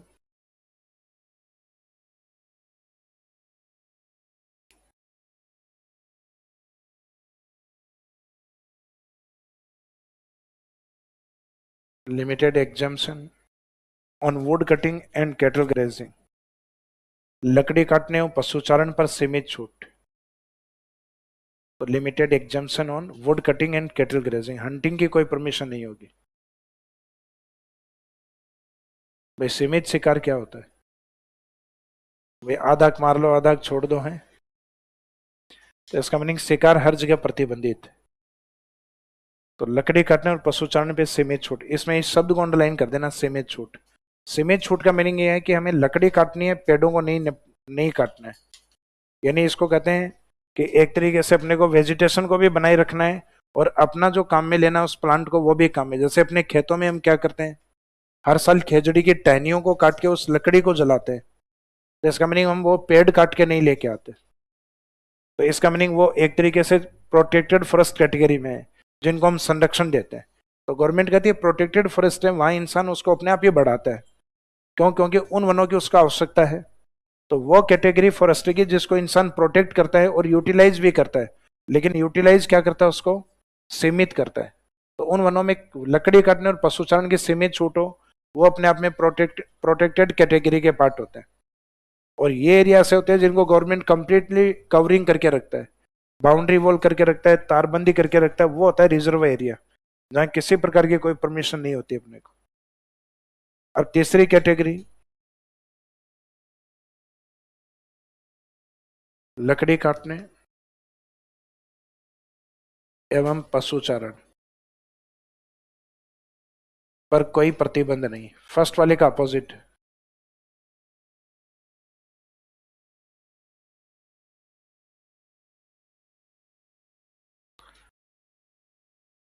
तो no one restriction on wood cutting and cattle grazing, no one restriction on wood cutting and cattle grazing, लकड़ी काटने एवं पशुचारण पे कोई प्रतिबंध नहीं।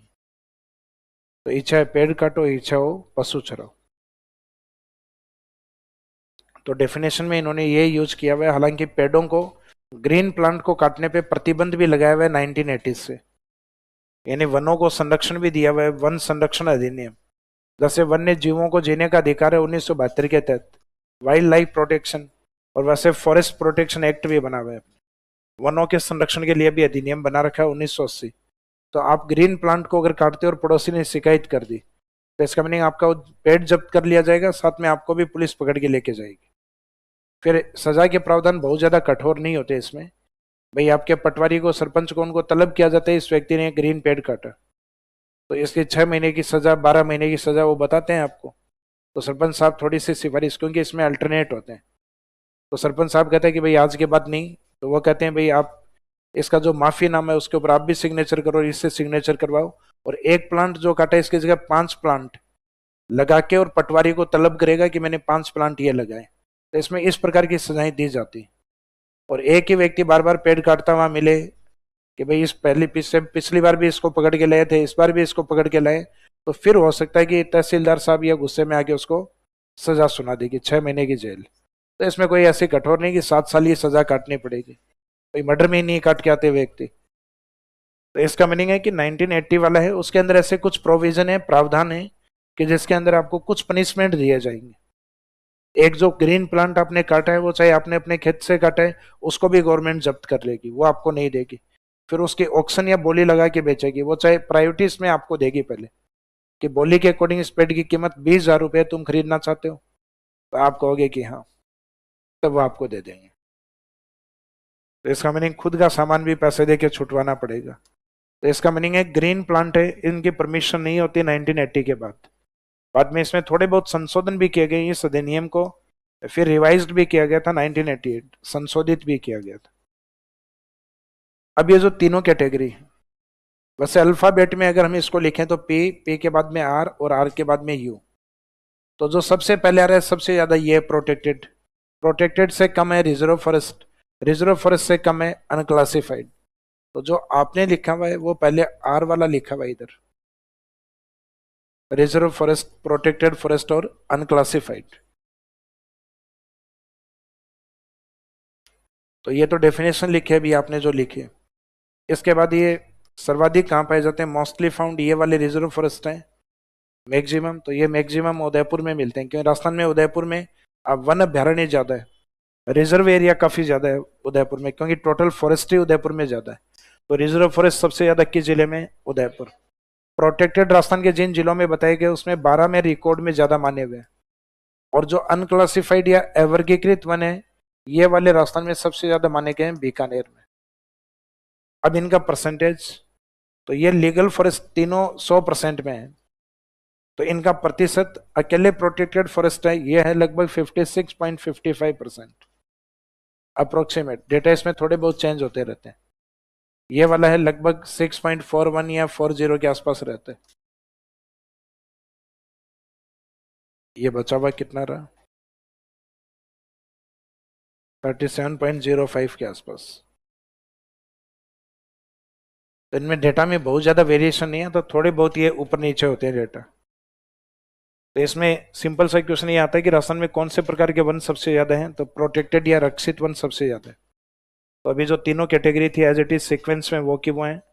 डेफिनेशन तो इनके नीचे लिख ली आपने सबकी। फिर लिखे maximum in Udaipur reserve forest, protected maximum in 12 और सबसे लास्ट वाला बीकानेर। मैक्सिमम या मोस्टली फाउंड जो जो जिले इनके नीचे हैं उसमें लिख दो।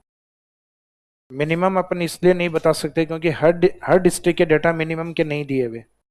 कई जिलों के अंदर मिनिमम वाले में 0 0 लिखा हुआ है, तो उनके डेटा ही कवर नहीं किए हुए, तो इसलिए मिनिमम एग्जामिनर भी नहीं पूछेगा क्योंकि कई जिलों के डेटा नहीं है।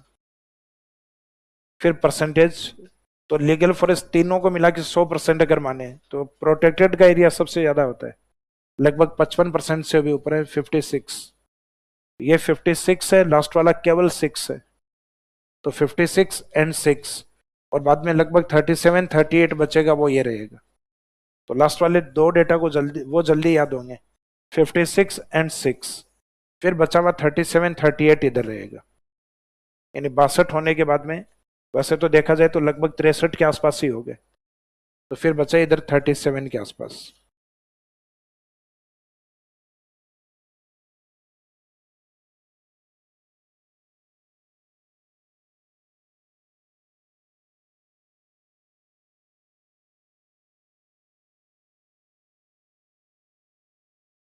सर आप मुकेश भाकर के क्लासमेट हो क्या? बिल्कुल, राजस्थान कॉलेज।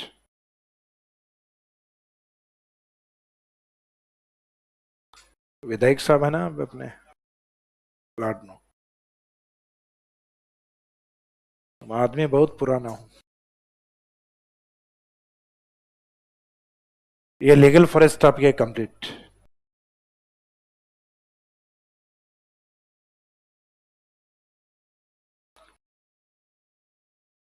तो ये वाला जो लीगल फॉरेस्ट वाला ये पार्ट है, यहां से एग्जामिनर अगर पूरा पूछेगा तो ये 50 वर्ड में है आंसर, यानी तीनों कैटेगरी लिख के उनके नीचे उनके डेफिनेशन किस जिले में अधिक है, तो रिजर्व है अपने उदयपुर में, प्रोटेक्टेड 12 में और अनक्लासिफाइड बीकानेर में। फिर उनका परसेंटेज कितना कितना है, तो तीनों का इंडिविजुअल परसेंटेज लिख दीजिए। तो ये 50 वर्ड का क्वेश्चन आ सकता है एग्जाम में। यहाँ अगर सभी पूछे जाएंगे तो ये 100 वर्ड्स, तो इधर वाला बड़ा क्वेश्चन बनेगा अगर एग्जाम में आता है तो मेंस में। तो ये ऊपर जब क्लासिफाइड किया था वहां लिख देना 50 वर्ड, या जो हेडिंग में लिया था वहां लिख दो चाहे। तो ये 50 वर्ड का अपने आप में एक आंसर हो गया अपना। अब सेकेंड पार्ट अपना बचा हुआ इसमें, ज्योग्राफिकल क्लासिफिकेशन, भौगोलिक वर्गीकरण। तो नेक्स्ट लिखिए भौगोलिक वर्गीकरण।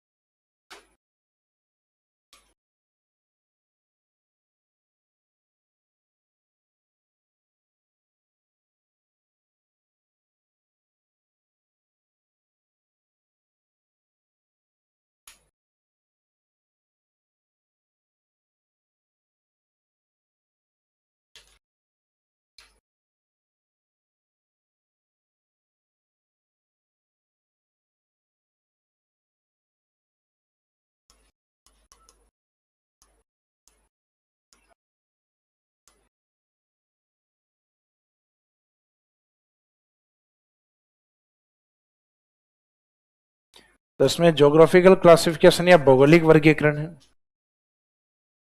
उस भौगोलिक वर्गीकरण का मुख्य आधार होता है किसी भी एरिया में कोई प्लांट या फॉरेस्ट है, जैसे कोई भी प्लांट या वृक्ष या कोई घास उस एरिया में है, तो वो घास उस एरिया में क्यों है, तो उसके पीछे कारण है कि उस एरिया में उस वेजिटेशन के अकॉर्डिंग वर्षा होती है। भाई जीरो फाइट जो वनस्पति है, कंटीली या छोटे घास, वो अपने डेजर्ट में क्यों मिलते हैं, वो अपने पूर्वी मैदान में इतने क्यों नहीं है, क्योंकि वहां वर्षा की कमी है, और वर्षा की कमी में जीरो फाइट या कंटीले वन होते हैं, थॉर्नी फॉरेस्ट पाए जाते हैं वहां। तो इसका मीनिंग एक तो भौगोलिक वनों का जो भी वितरण, जो भी फॉरेस्ट होंगे उसके पीछे कारण रेनफॉल होता है। तो इन वनों को जो वर्गीकृत किया जाता है उसमें एक तो किसको बेस माना जाता है, वर्षा की मात्रा। और प्लांट की ग्रोथ के लिए वर्षा के साथ क्या इंपॉर्टेंट है, तापमान। और एक प्लांट के टाइप में मुख्यतः उच्चावच का योगदान भी होता है, क्योंकि उच्चावच इन दोनों चीजों को ही प्रभावित करता है, वर्षा को और तापमान को। आप जितने अधिक हाइट पर जाओगे टेम्परेचर उतना ही क्या होगा, कम होगा। For example mount Abu. और हाइट पर जाने पर हो सकता है कि हाइट वाला एरिया है वो मानसून के लिए बैरियर हो, अवरोध हो, तो वहां वर्षा भी अधिक हो सकती है। For example mount Abu. तो माउंट आबू एक अधिक हाइट वाला एरिया जो क्लाउड्स को रोक के 150 सेंटीमीटर या उससे अधिक वर्षा करता है। मानसून में लिखवाया था मैंने कि राजस्थान में सर्वाधिक वर्षा वाला स्थान माउंट आबू। डिस्ट्रिक्ट वाइज लिखवाया था बांसवाड़ा एंड झालावाड़। तो इसका मीनिंग है रिलीफ फीचर या ऊंचावच का जो इफेक्ट है वो भी वर्षा के ऊपर होता है। और वर्षा के ऊपर होगा, रिलीफ फीचर वर्षा को अगर प्रभावित करेगा तो इसका मीनिंग उससे प्लांट्स भी प्रभावित होंगे। तो इसका मीनिंग फॉरेस्ट्री को प्रभावित करने वाले जो मेन फैक्टर होते हैं, रेनफॉल, वर्षा की मात्रा, टेम्परेचर, और इसके अलावा रिलीफ फीचर।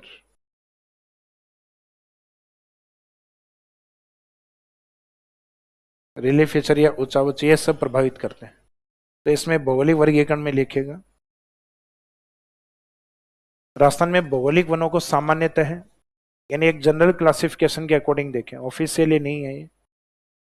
राजस्थान में भौगोलिक वनों का वर्गीकरण सामान्यतः 3 भागों में किया जाता है।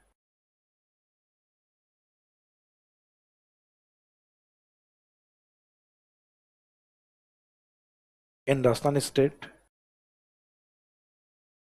geographical forests are divided into in Rajasthan state geographical forests are generally divided into 5 types, 5 3 का 5 बना, 3 वो फ्लो में पहले वाले ही लिखवा दिए। अभी थोड़ी देर पहले ही बताया था ना कि 5 जनरली हम 5 में कवर करेंगे।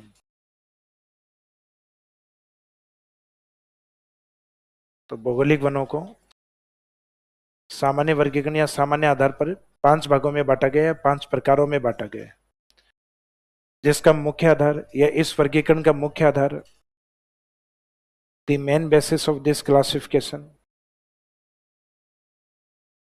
The main basis of this classification, इस वर्गीकरण का मुख्य आधार, यानी जो एक सामान्य वर्गीकरण हमने किया उसमें 5 भाग हैं, उसके मेन बेस क्या है, उसके आधार क्या है, तो रेनफॉल, वर्षा, टेम्परेचर, तापमान एंड रिलीफ फीचर एवं उच्चावच, यानी उच्चावच या उच्चावचीय विशेषताओं को भी काउंट करते हैं इसमें।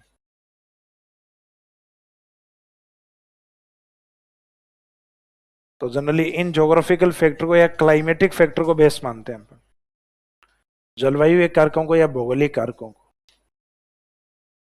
यस,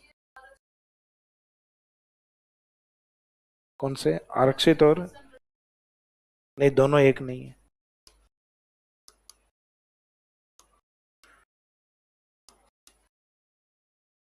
अभी थोड़ी देर पहले बताया था कि संरक्षित का मीनिंग है हमें फॉरेस्ट का कंजर्वेशन करना चाहिए।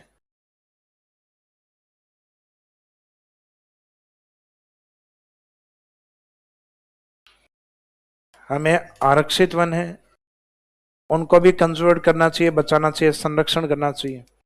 हमें जो रक्षित वन है, प्रोटेक्टेड फॉरेस्ट है, उनको भी कंजर्व करना चाहिए, संरक्षित करना चाहिए, बचाना चाहिए। हमें जो अवर्गीकृत वन है उनको भी बचाना चाहिए। तो उनके मुख्यतः उनके संरक्षण की जब बात आती है कि उनको संरक्षित करना चाहिए, तो कंजर्व्ड फॉरेस्ट, जैसे कई बार कहते हैं संसाधनों का हमें संरक्षण करना चाहिए, तो इसका मीनिंग है वो कंजर्व्ड एक अलग टर्म्स होती है जो सभी फॉरेस्ट में यूज हो सकती है, कि आरक्षित वनों को बचाना चाहिए, संरक्षण करना चाहिए, रक्षित वनों का संरक्षण करना चाहिए। तो संरक्षण सिर्फ एक शब्द है उनके लिए, उनके प्रोटेक्शन के लिए। बाकी जो फॉरेस्ट है उनके लिए इंडिविजुअली शब्द अलग है।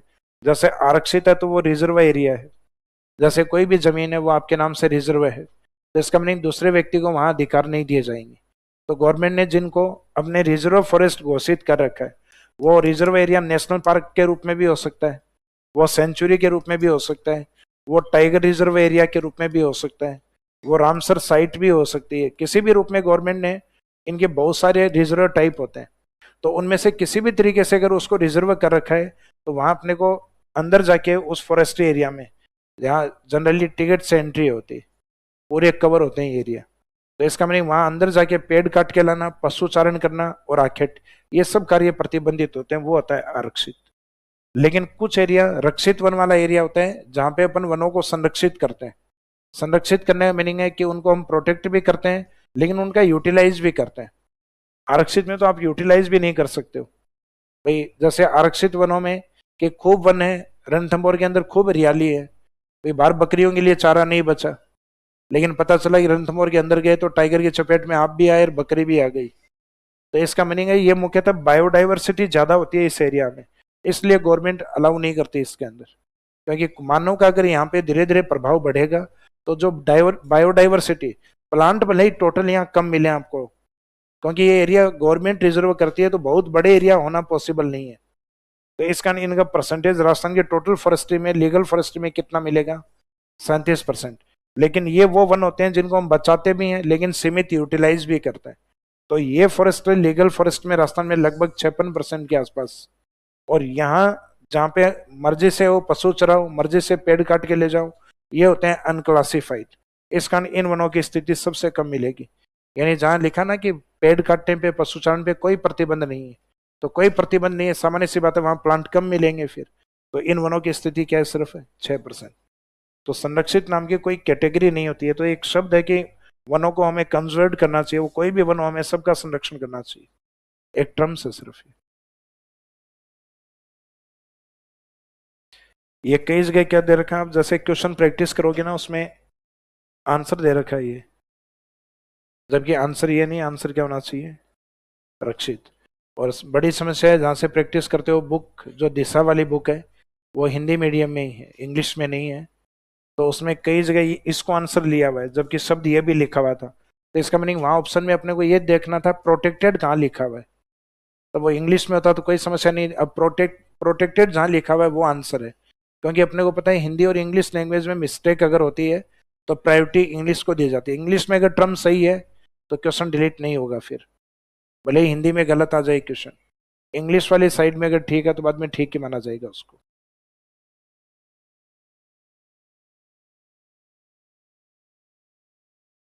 हाँ जी। इसके बाद जो भौगोलिक वन है उनको डिवाइड करने का जो बेस है, मुख्यतः ज्योग्राफिकल फैक्टर आते हैं कुछ, तो क्लाइमेटिक फैक्टर, वर्षा, तापमान एवं उच्चावच। अब इसके अंदर जो अपन ने ऊपर लिखा है कि भौगोलिक आधार पे वनों को जनरली कितने पार्ट्स में डिवाइड किया है, एक सामान्य आधार पे हमने 5 भागों में डिवाइड किया है। अब वो 5 भाग हैं, उसमें एक फॉरेस्ट ऐसा है सदाबहार, जिसके अंदर आपको उपोषण शब्द यूज करना है, यानी फॉरेस्ट डिपार्टमेंट है वो उपोषण सिर्फ एक जगह यूज करेगा, सदाबहार।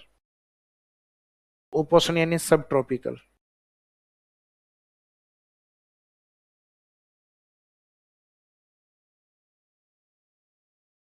बाकी जितनी भी कैटेगरी है वो सब क्या है? ट्रॉपिकल।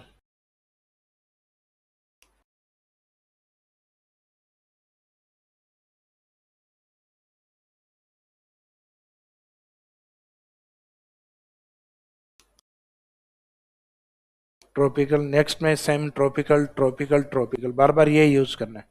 तो इसका मीनिंग इन शब्दों के साथ क्लाइमेटिक शब्द क्या यूज किया जाएगा? जनरली ट्रॉपिकल शब्द यूज होगा, सिर्फ एक को छोड़ के, एक में सब ट्रॉपिकल यूज होगा, ये रहेगा माउंट आबू वाले एरिया में।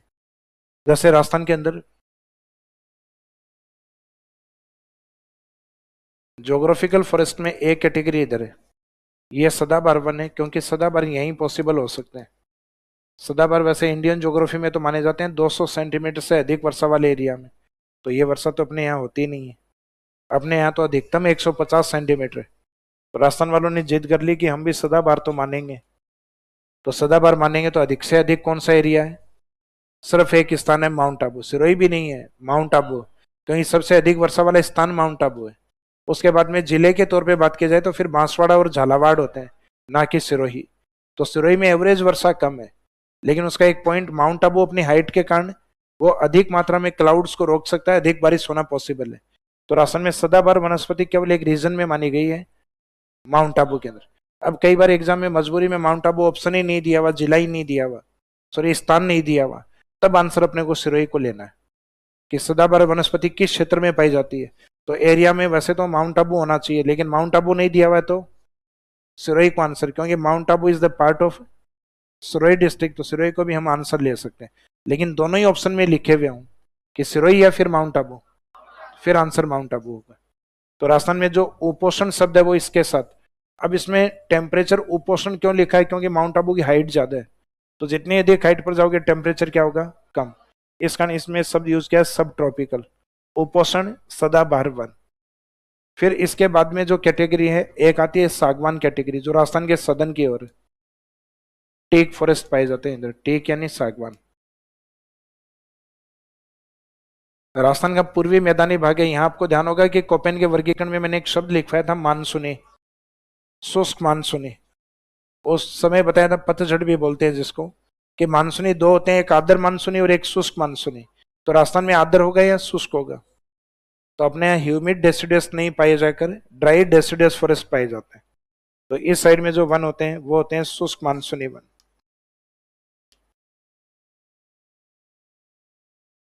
शुष्क मानसूनी है जिसको हम पतझड़ भी लिखते हैं।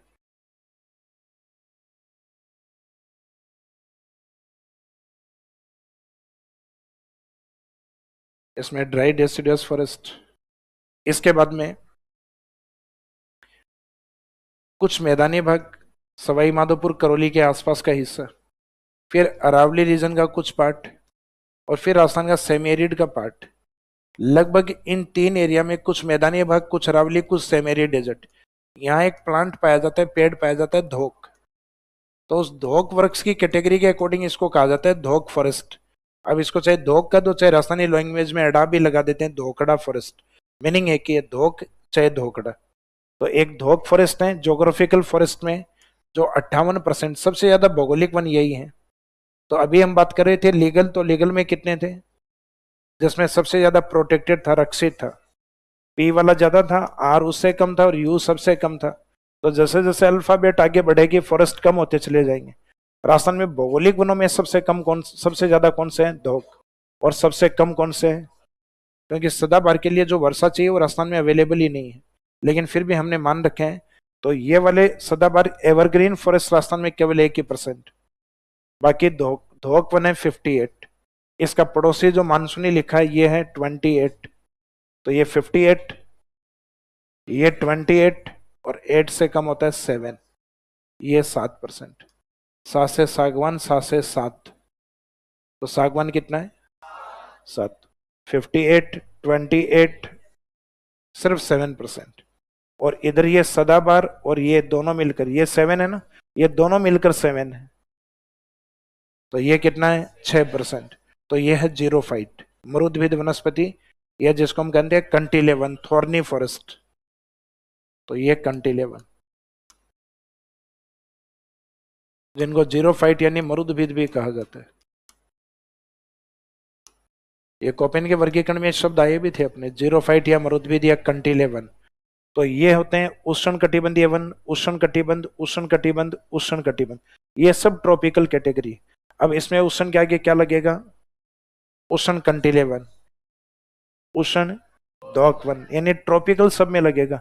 तो ये ट्रॉपिकल थॉर्नी फॉरेस्ट, ये ट्रॉपिकल धोक फॉरेस्ट, ये ट्रॉपिकल ड्राई डेसिडस फॉरेस्ट यानी उष्ण शुष्क मानसूनी वन, और ये उष्ण सागवान वन यानी ट्रॉपिकल टीक फॉरेस्ट। इसमें ट्रॉपिकल नहीं लग के सब ट्रॉपिकल, ये सब ट्रॉपिकल एवरग्रीन फॉरेस्ट। तो इसका मीनिंग है एक तो इनमें टाइटल क्या यूज करना है, सब में लगभग सब में ट्रॉपिकल यूज करना है, एक माउंट आबू वाले को छोड़ के इसमें सब ट्रॉपिकल यूज होगा। तो इसमें ये शब्द एग्जाम में गलत लिखा हुआ आता है कई बार, इसको भी ट्रॉपिकल लिख दिया जाता है, उष्ण सदाबहार। फिर पूछा जाता है राजस्थान में कौन सा वन नहीं पाया जाता, तो राजस्थान में ट्रॉपिकल एवरग्रीन नहीं होते, उष्ण सदाबहार नहीं होते, अपने ट्रॉपिकल की जगह उपोष्ण सदाबहार होते हैं, यानी सब ट्रॉपिकल एवरग्रीन मिलेंगे। अगर सिर्फ इतना ही लिखा हुआ है तो गलत मानना है फिर, यानी exact as it is name होना चाहिए जो लिखा हुआ है। तो ये रहेगा उपोषण सदाबहार वन।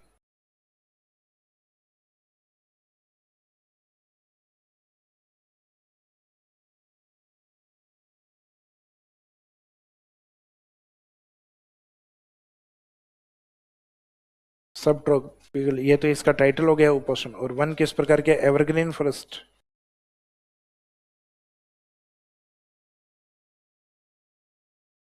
ये टाइटल हो गया। नेक्स्ट सब में हो गया उष्ण शब्द, ट्रॉपिकल सब में लगेगा। तो उष्ण, इससे थोड़ी कम वर्षा वाला कौन सा था, सागवान। तो ये उष्ण सागवान वन, जिसको हम बोलेंगे tropical take forest.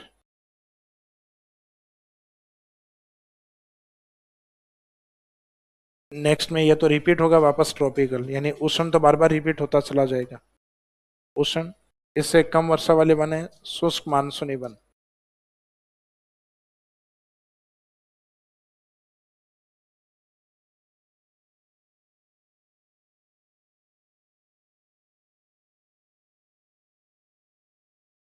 Tropical dry deciduous forest.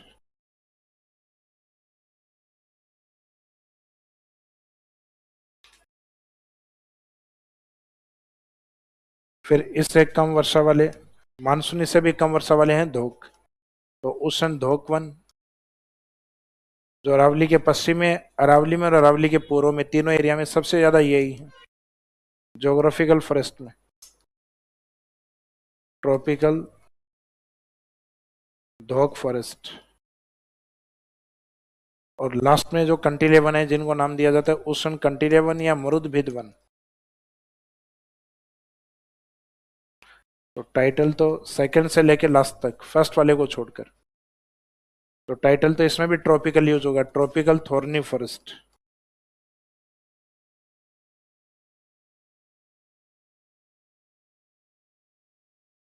चाहे इसमें मरुदभिद वन लिख दो, चाहे जीरो फाइट वन, मीनिंग एक ही होता है। तो जहाँ इनकी डिस्क्रिप्शन या डिटेल लिखवाएंगे वहां इसको मरुदभिद भी लिखवाएंगे, कंटिलेवन। कौन सा, अच्छा ये वाला, स्क्रीन देखना। यस,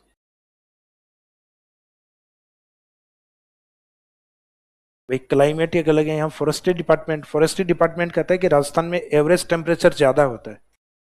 क्लाइमेट में तो क्या है, एग्जैक्ट हम वहाँ वर्षा की बात ज्यादा कर रहे होते हैं, तो वहां तो शुष्क, अर्ध शुष्क, उपोषण, सॉरी उपाद्र, आद्र, अति आद्र, उन शब्दों को ज्यादा यूज करते हैं। जबकि यहाँ फॉरेस्ट्री में जनरली कहा जाता है। अब क्लाइमेट में मैंने खुद लिखवाया था कि राजस्थान की जलवायु उपोषण, सब ट्रॉपिकल टाइप और एरिड टाइप क्लाइमेट है। तो वहां सिर्फ एक मेन है कि मोस्टली कौन सी वो बात है, वहां परफेक्ट नहीं है कि मोटे तौर पे राजस्थान देखा जाए तो अपन कहते हैं एरिड स्टेट है, एक शुष्क राज्य है राजस्थान। लेकिन क्या वास्तव में राजस्थान हर जगह शुष्क है क्या, नहीं है। तो ये फॉरेस्ट्री डिपार्टमेंट का क्लासिफिकेशन है। जैसे क्लाइमेट में मैंने लिखवाया था arid, arid climate. Arid climate का मीनिंग क्या लिखवाया था, एरिड क्लाइमेट का मीनिंग 0 से 20 सेंटीमीटर। वो मैंने एरिड डेजर्ट में, भौतिक प्रदेश में कितना लिखवाया था, 0 से 25।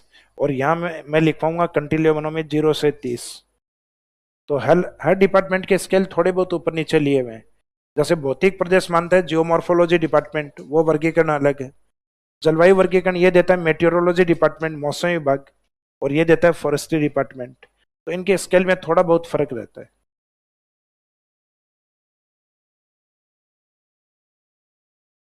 तो वर्षा की मात्रा भी इसमें, जैसे कंटिलेवन है पश्चिमी राजस्थान में मिलेंगे 0 से 30, इसमें डबल मानते हैं 30 से 60। फिर ये मानी जाती है अरावली से, अरावली से हाड़ौती तक, यानी एवरेज 50 से और 80 तक। क्योंकि अरावली के ऊपर मैंने औसत वर्षा कितनी बताई थी आपको, 50 सेंटीमीटर, तो ये 50 से 80 तक।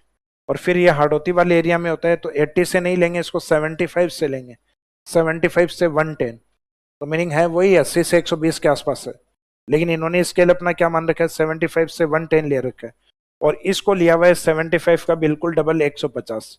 तो इसको तो ठीक लिखा हुआ है, क्योंकि 150 के ऊपर ऑप्शन भी नहीं है लिखने को, तो इसका नहीं, इसको 150 ही लिखा हुआ है। इसको आधे पे लिखा हुआ है, 150 का आधा कितना होता है, 75, लेकिन स्केल में है ये 75 to 110। मीनिंग है जैसे इनको आप डायग्राम में इंडिकेट करोगे तो ये फॉरेस्ट इजीली समझ में आ जाएंगे आपको कि ये वाला जो पोर्शन होगा ये किसका होगा, ये सदाबहार का पार्ट।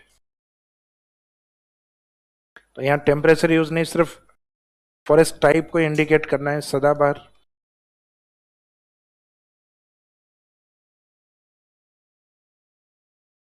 एवरग्रीन वाला पार्ट, ये वाला जो पार्ट है इस क्षेत्र में, राजस्थान का जो पूर्वी मैदानी भाग है इसमें, फिर जो मुख्यतः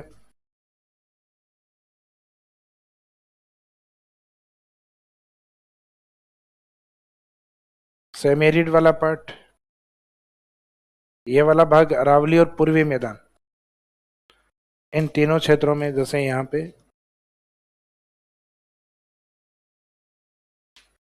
अरावली रीजन में,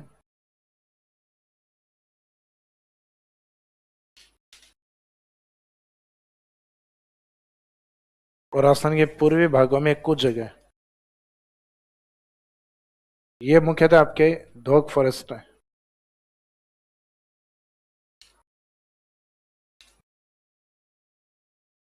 इससे भी कम फॉरेस्ट अपने कंटीलेवन ये वाले,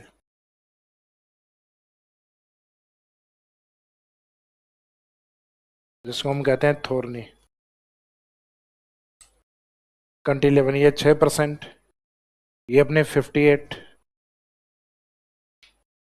58%। और मैदानी भाग की ओर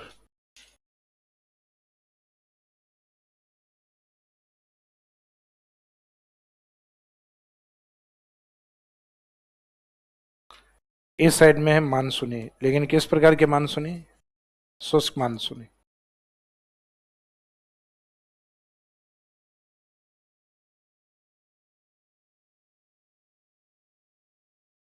ये ड्राई डेसिडस फॉरेस्ट। और सबसे लास्ट वाला ये जो है एरिया, एक तो वागड़ और कुछ पार्ट हाड़ौती का, जैसे सदन कोटा, बारा और झालावाड़, बूंदी को छोड़कर। तो इस एरिया में मिलेगी आपको टीक फॉरेस्ट यानी सागवान वन।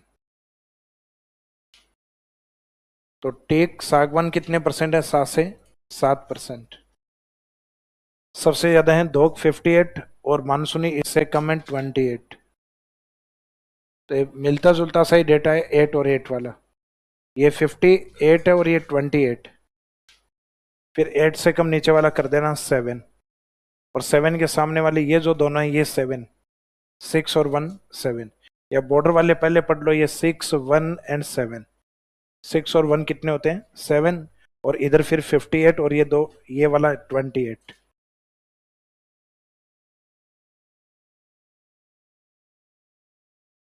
टाइटल इनमें क्या यूज होगा, ये सबको, ये आपको ध्यान है, इन सब में इधर वालों में कंटिन्यूस उष्ण शब्द होगा। तो ये उष्ण कंटील है, ये उष्ण धोक वन, ये उष्ण मानसूनी वन, ये उष्ण सागवान वन। जबकि इसमें उष्ण की जगह क्या शब्द यूज होगा, उपोष्ण। इसमें सब ट्रॉपिकल वर्ड यूज होगा। ये नाम लिख लिए थे सभी ने, ये वाले। तो इसमें सिर्फ इस एक में ध्यान रखना है, इस शब्द को अंडरलाइन या स्टार कर देना कि ये एक शब्द ध्यान रखना, बाकी सब सेम है। तो इसका मीनिंग एग्जामिनर यहाँ चेंज करके देता है। और ये जो उपोषण वाला है ये सदाबहार, फिर अगेन सह वाला कौन सा है, अगला सह है सागवान, फिर उससे अधिक वर्षा वाला मानसूनी, सॉरी सागवान से कम, फिर उससे कम वर्षा वाला धोक, और सबसे कम वर्षा वाला कंटिलेवन यानी थोर्नी फॉरेस्ट या जीरोफाइट्स।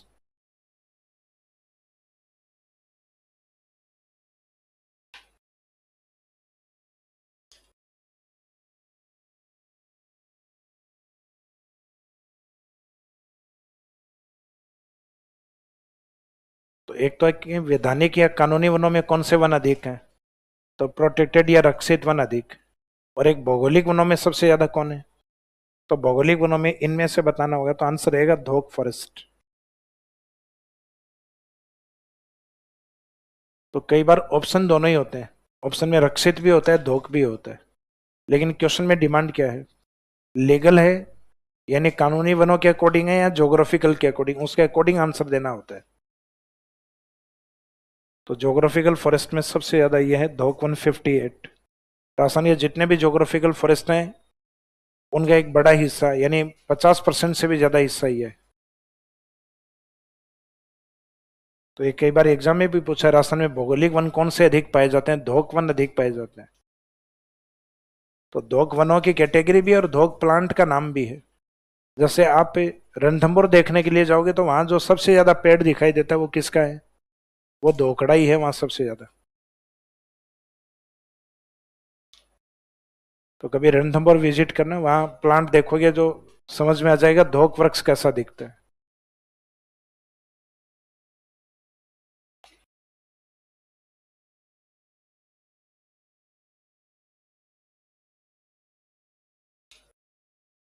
ज्योग्राफिकल फॉरेस्ट हो गए कंप्लीट।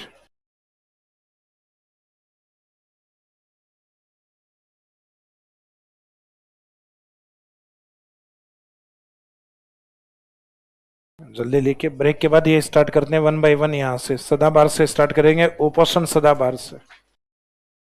तो यहाँ अपने टाइटल नहीं लिखे क्योंकि टाइटल लिखते लंबे लंबे नाम हो जाएंगे, तो सिर्फ इंडिकेट किया अपन ने। तो ये एक सब ट्रॉपिकल है, बाकी सब सेम है, tropical tropical tropical and tropical.